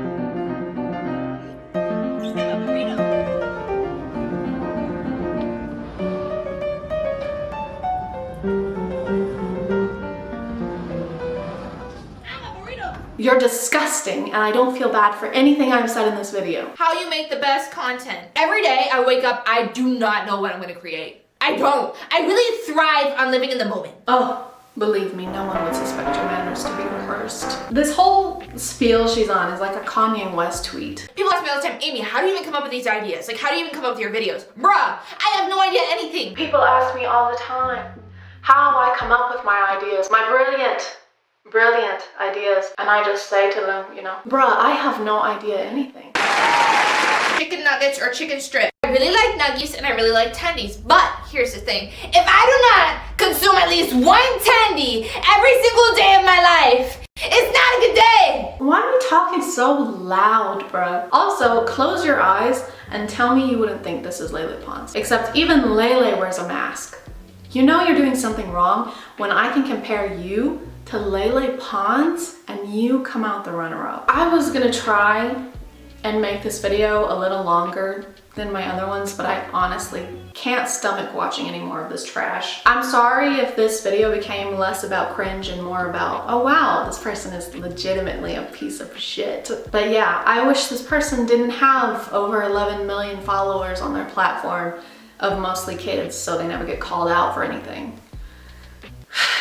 If you are still here, thank you so much for watching. I appreciate you clicking on my video out of all the videos that are on here, and I will see you next time. Okay, bye.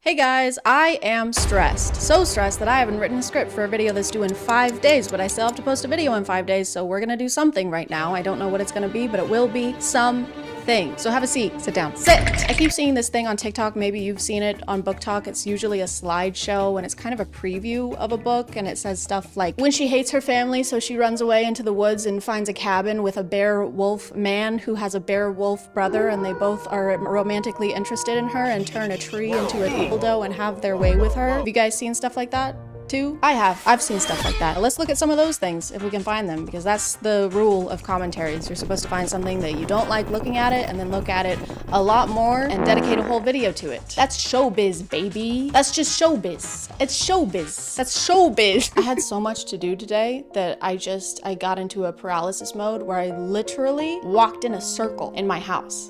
I couldn't figure out in what order I should do things, so I did none of them all at once. My ADHD medication is not strong enough. It will never be strong enough. Ever. I found one. When she finds out her online best friend isn't who he says he is. He's the same person she's been obsessed with for 8 months and has been trying to forget about. Turns out he's just as obsessed as she is. And he's her ex-boyfriend's dad. Oh, father. Oh, okay. All right. All right, girl. So she's been stalking her ex-boyfriend's dad, and her ex-boyfriend dad has been stalking her. You guys are made for each other. This one's not very spicy. That's not spicy. That's just an age thing. It's not that weird to fall in love with your ex-boyfriend's dad. I do it all the time. I just did that yesterday. He has so many red flags. He's 13 years older. He's possessive. He's obsessive. He spanks you. He ties you up. He likes to do you hard and rough. He unalives people. Was all of this just listed on his Hinge profile? Yeah, I'm a stalker. I'm old as hell.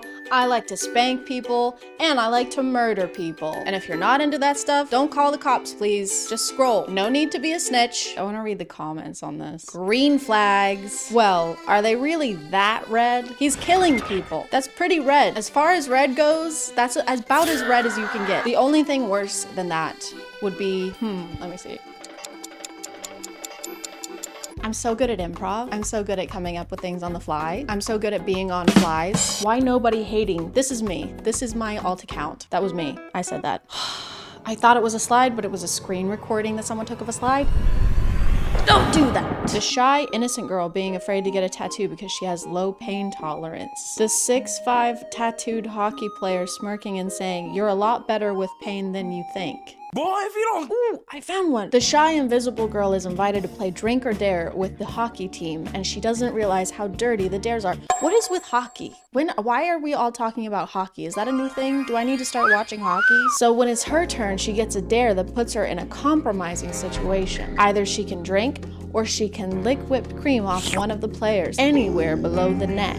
When she says it aloud, the Playboy hockey player volunteers himself, not wanting to see her with another guy. Her crush for him is growing, and she's afraid to get involved because of his history with women. But she does the dare, and before she knows it, he's taking his shirt off. She sprays the whipped cream down his abs and licks, and the whole team watches as she does it. She's the only one close enough to hear him moan, and then and that's the end. What the fuck? Why are you edging us? What happens next? Do they do it in front of the whole hockey team? I don't know. I keep seeing books that are about hockey players. That's just not a sexy thing. When I'm thinking of sexy things, which I do pretty often, hockey player has never shown up in my head. A sink with no dishes in it? Absolutely. Going to bed by 11 p.m.? Fuck yes. Starting my period and only getting 2 giant cystic acne spots? That's sexy. That's what I want to hear about. And something I want you to hear about is today's sponsor. This video is sponsored by Lelo. I'm very pleased to announce that Lelo, the ultimate pleasure brand, and I are teaming up to give away free toys and discounts. Not these kinds of toys.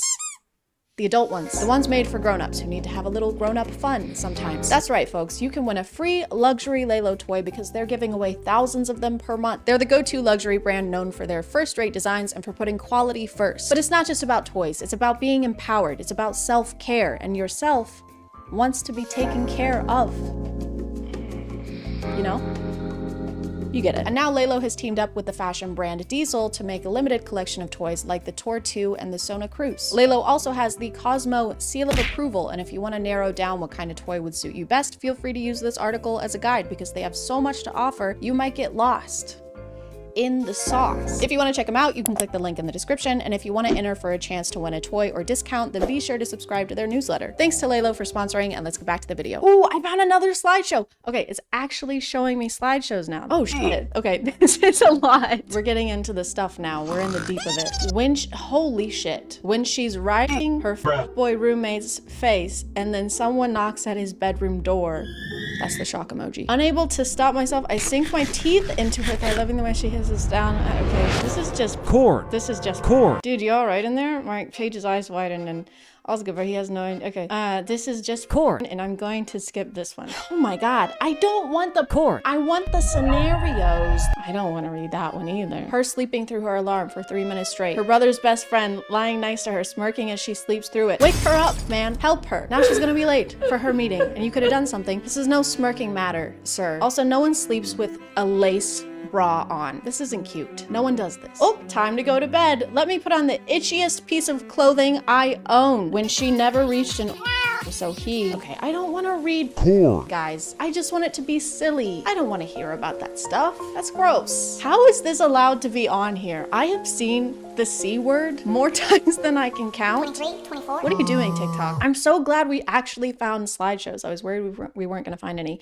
but now all the slideshows are just So when God opens one window, he closes a door, whatever that, I don't remember. When your fake husband orders you to wait for him naked on the balcony, except there's another couple making out next to yours, so you go back inside. Your eyes lock with your half-naked husband who demands, "What did I tell you, Bianca? I'm naked," you whisper. We know, Bianca. It says you're naked 2 times already. Distracted by the sight of his bare chest and abs. Where were you supposed to wait? Nervous, you open your mouth to lie, but your neighbors take it up a notch. His lips lift and he arches one eyebrow. How do you lift your lips? Do your lips even lift, bro? How much can he lift with his lips? Like 350? My lips can lift 400, not these ones. I've got the strongest lips this side of the Mississippi. This is a little more explicit than I was thinking. This is a little harder than I thought it would be. And I'm a little harder than I thought I would be. When there are 9 straight pages of him eating her out. No, thank you. And you posted them all on TikTok? When he's meeting his boss's daughter for the first time and he says, "You must be what, 22, 23, 24, 25, 26, 27? I'm 28.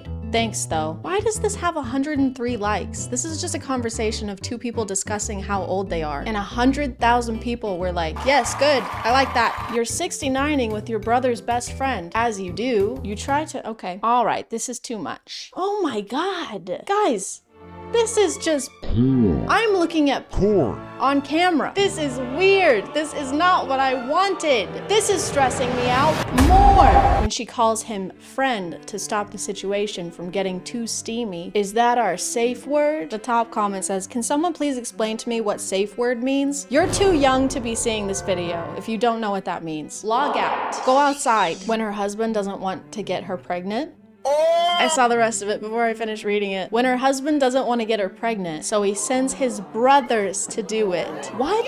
Why would, it doesn't say he can't get her pregnant. It says he doesn't want to. I don't want to f my wife. Just get them to do it. Mom, I don't want to f my wife. Can Charlie do it? Why am I always the one who has to f my wife, Mom? God, I hate this family. When your hot bodyguard is enjoying you and he accidentally answers a call, it's the head of the mafia on the line, his boss, and your dad. He clamps a hand over your mouth and glares at you in warning.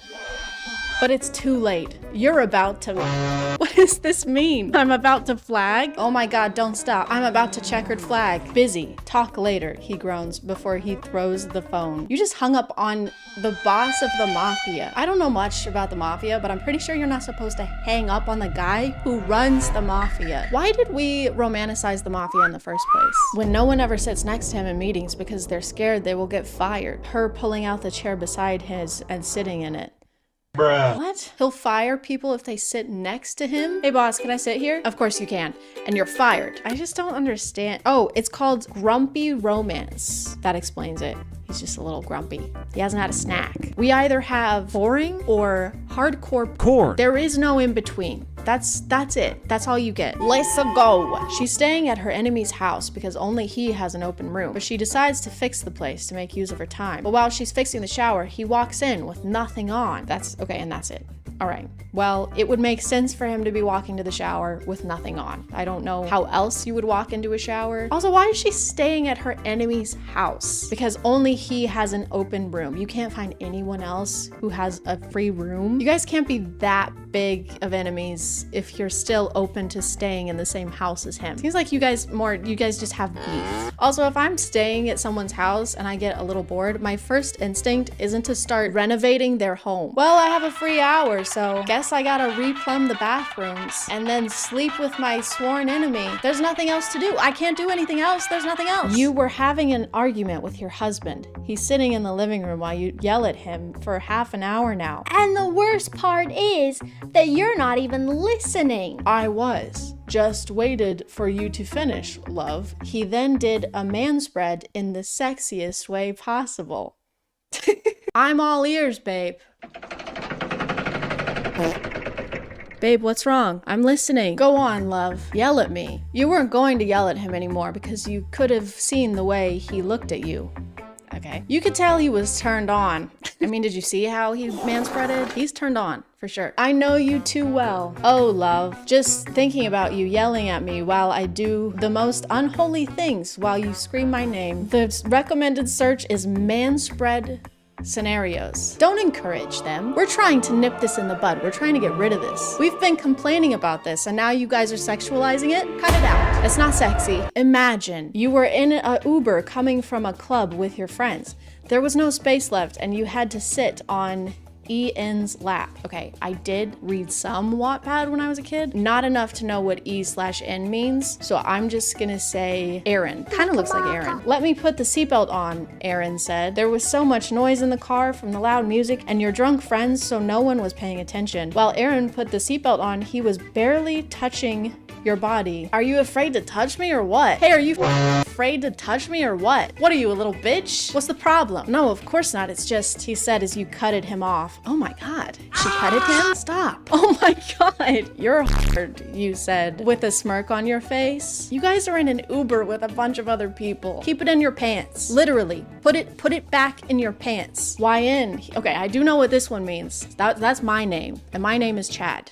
Really? Chad, he said, surprised. If that helps, This is not helping. This is not helping the day I'm having. If that helps, I'm too, you said.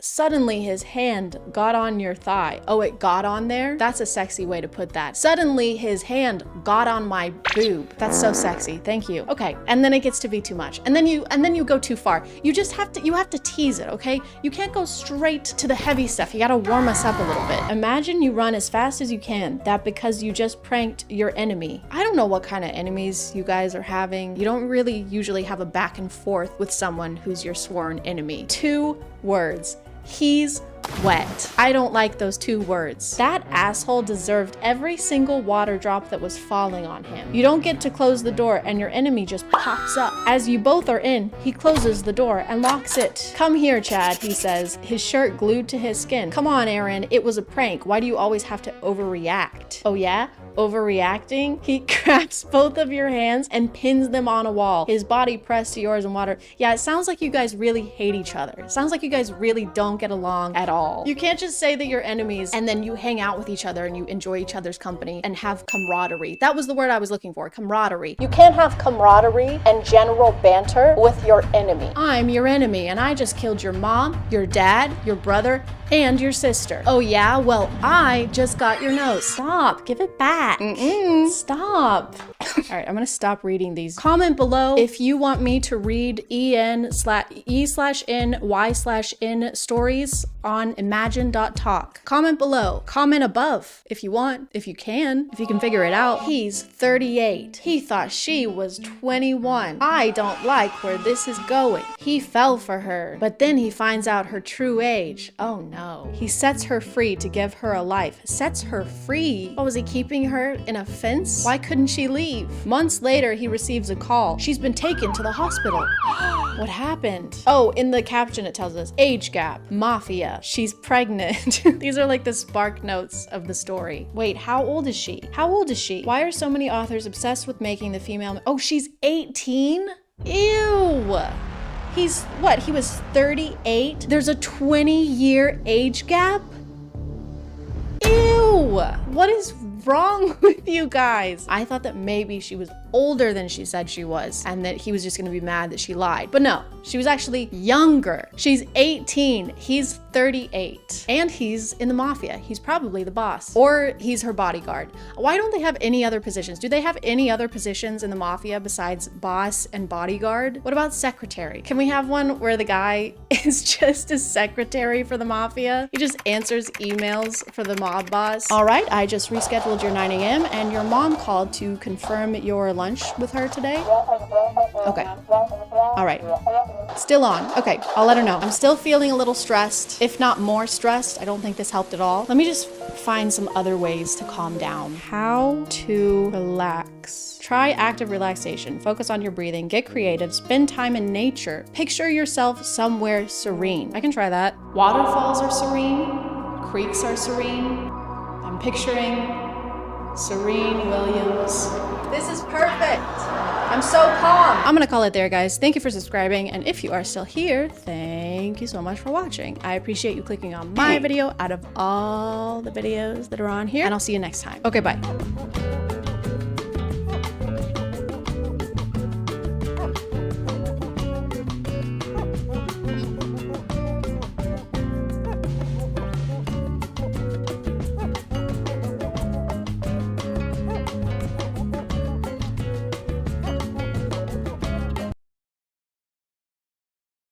Hey guys, and welcome back to My name is ChadChad. Not really. And today I'm here all alone. It's just me, just by myself. There's no one else here. Except for Danny. Say hi, Danny. Hi, Danny. I was really worried that you were gonna just start recording a video by yourself. And I was just gonna sit here and like watch you. So like I said, I don't know if the first video of mine that you saw was the Alpha podcast, but you posted a video pretty soon after that for the War Room people where they like fight in wars and summon fire. That is correct, yes. So I figured you would probably need a refresher. I found this account for you. They just post inspirational quotes and like rules for alphas like ourselves. Did you say like ourselves? Like ourselves, yes. Oh. Thank you.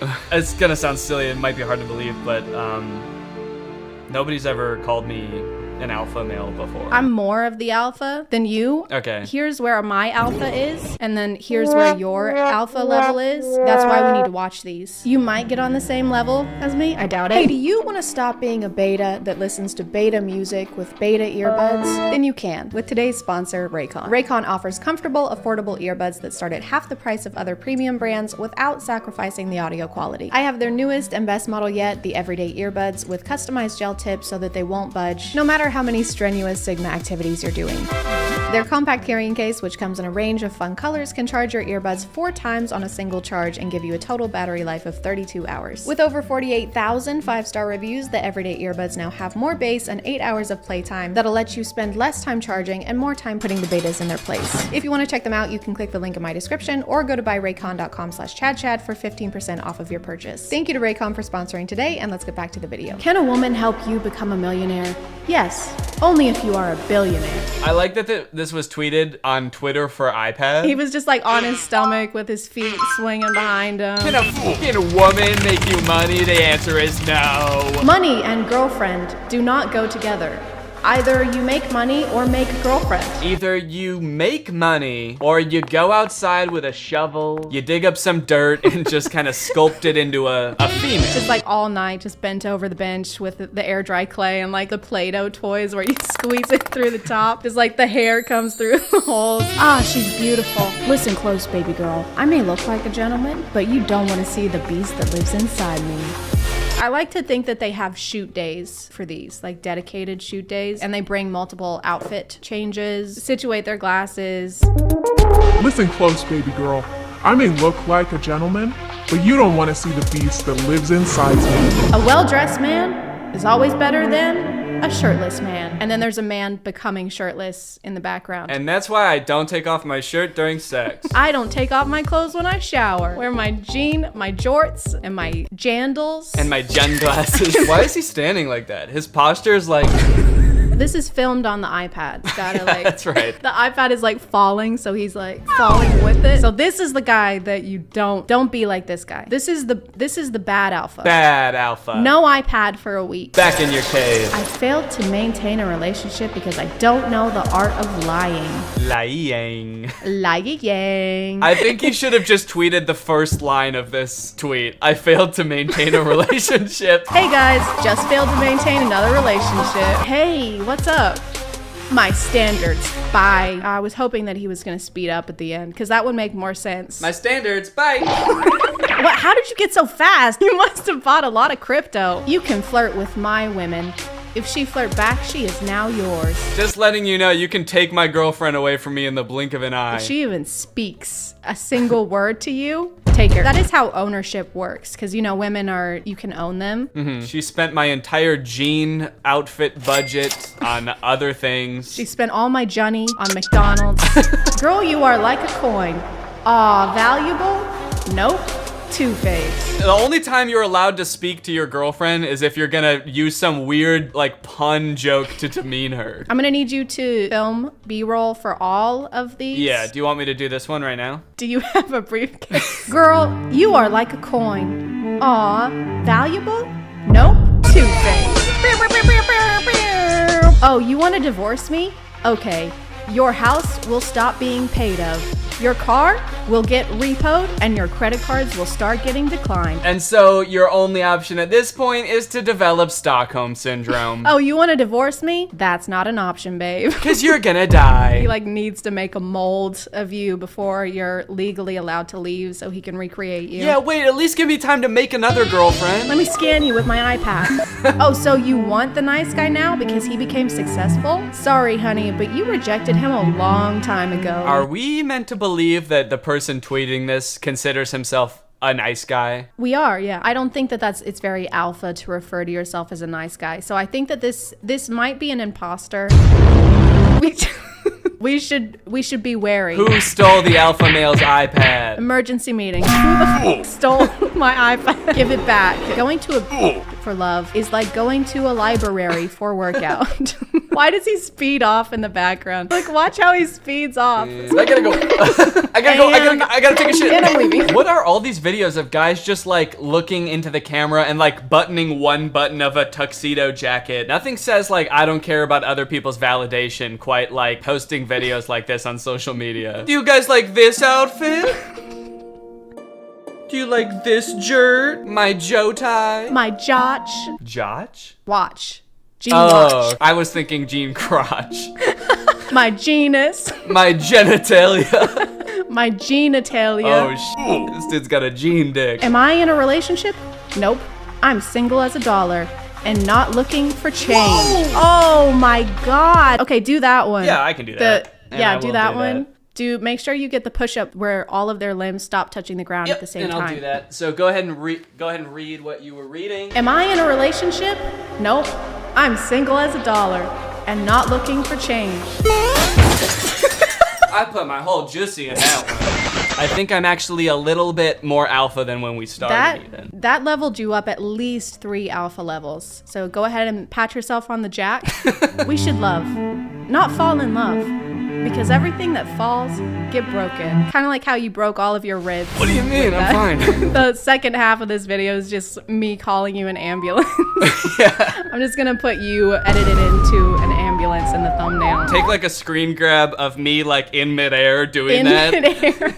You're straight up and your legs are perpendicular. Anyone can dress like a boy, but it takes balls to dress like man. I've never worn a suit, but that's just because I don't have any balls. Last time I put on a suit, it was one of the hardest experiences of my life. I was cowering in the corner for hours before I had to put it on. We missed the wedding we were going to. Was it your wedding? Yeah, it was my wedding, and I was shitting and pissing. Oh, God. But at least I had the balls to do it. In my mind, that doesn't make you any less of an alpha. I think that you still deserve your level, which is still lower than me. Okay, don't have to bring that up every time. But we live in a society where people ignore each other to get others' attention. Most of these make sense. You know, like if your girl talks to somebody else, she legally belongs to them. This one, I'm not really getting what the message is. So this is alpha male trying to come up with some reason why not every girl wants to talk to him. She acts like she doesn't like me because she likes me too much. She told me not to come to her house. We live in a society where people tell other people, I don't know you, stay the fuck away from me. I'm calling the police. Why did you kill my dog? Sometimes even the devil on my shoulder asks, what the f are you doing? Where the f are we? Yeah. Why are you wearing that makeup? What the hell is going on? Did we just kill some people? Like, oh my god. Women always says, the divorce was not my fault. Are you specifically talking about the women that have divorced you? Because in that case, I think I'd agree with them. He's been divorced 18 times. Yeah. They always say, all these women, they're like, oh, it wasn't my fault. And all I did was work 24/7 and I never talked to them. How could it be my fault? I've never spoken to her. The most dangerous creation of any society is the man who has nothing to lose. I don't know, this is starting to sound less fun to me, being an alpha. I don't know if I want to reach peak. Yeah, I'm starting to feel honestly threatened. There was like the one about like, you do not want to know the beast inside me and be careful when I get quiet. And now he's like, hey, just, you know, I'm the most dangerous person in existence. What wisdom would we instill to the public as far as reaching our level of alpha? All right, picture this. All right, we fade in on a black and white video of a man in a tuxedo. He looks absolutely jacked. He's spinning around. Over the video is text that says, I pooped. I farted. I'm so scared. I'm gonna kill somebody. If you're here, you definitely know who Danny is, but go watch his channel, go watch his second channel, go watch his gaming channel, go watch his Jorts channel. If you want to go ahead and send me money, that would be cool too. I'll put Danny's Cash App somewhere on the screen. So send Danny money for the ambulance so that he can fix his arms. And in the meantime, thank you so much for watching. I appreciate you clicking on my video out of all the videos that are on here. And I'll see you next time. Bye.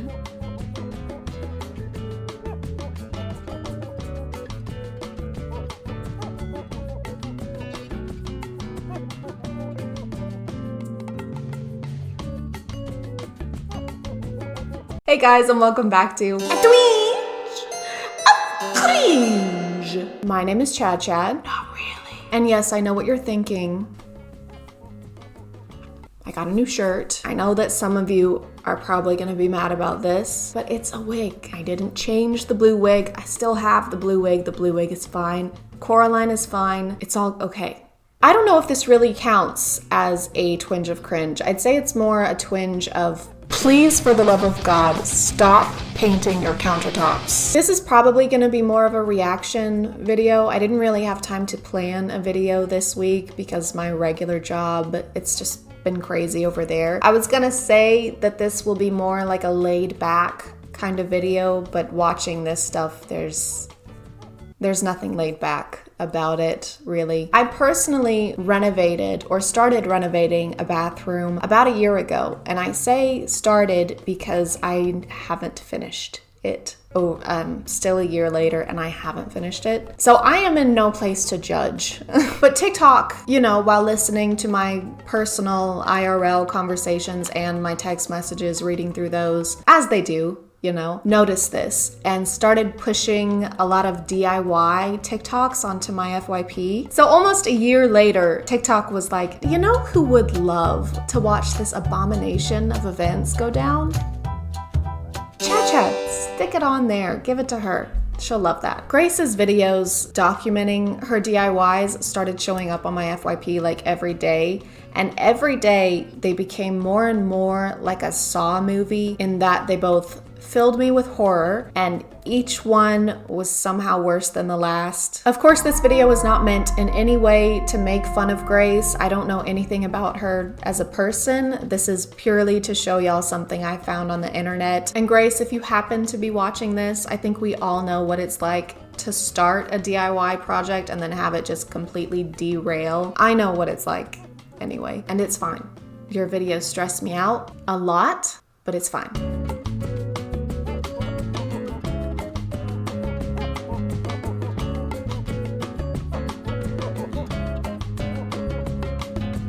So we're starting off pretty tame. It looks like they've completely painted the bathroom floors with a matte black paint since it's covering everything, including the grout. But then they tried to add this stencil, which those are pretty popular on TikTok right now. And there is something kind of wrong with this stencil. The lines are bleeding more than me on my first period after the COVID vaccine.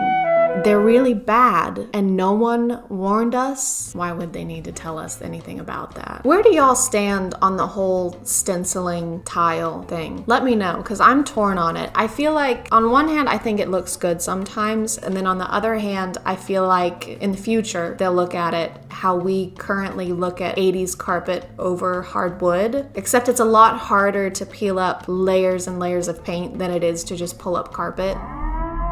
They're getting white paint everywhere. That looks like a footprint. You can't have your work area be on top of your project area. That's like if Da Vinci used Mona Lisa's face as his painting palette. This is the TikTok that really blew up. She started out painting the countertop, which I think it looks pretty good. She doesn't get very close to it, but it's like a speckled pattern. But right after this, she tries to Command Z the floor. Okay, so everyone kept asking me for updates. I listened to a couple people who commented and told me to sand it. I tried that.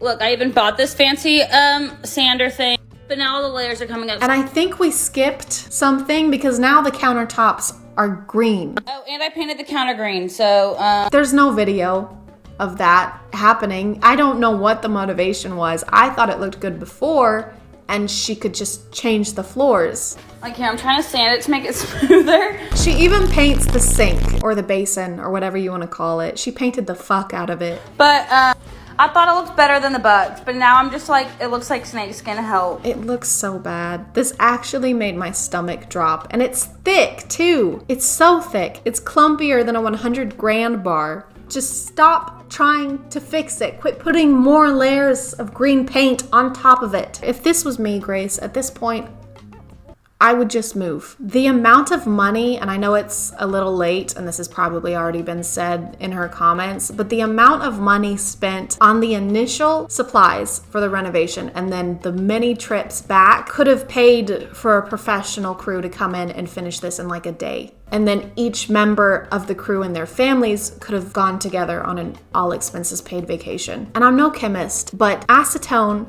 paint stripper, paint thinner, and is that acrylic paint? I'm just waiting for the TikTok where this entire room is melting in flames, which, assuming no one was injured, might be a mercy. I think the next few weeks are dedicated to her getting the green paint off the countertops, and she does. She finally does. She gets it all off and then she repaints it again with just white and it looks great. She bought the actual stick-on tiles to put on the floor and she painted the cabinets this really pretty green color that I like. So things are starting to look up, right? Y'all, I was spraying the gloss on my cabinets. They were done. They were ready to go. Something happened with the gloss and it's like...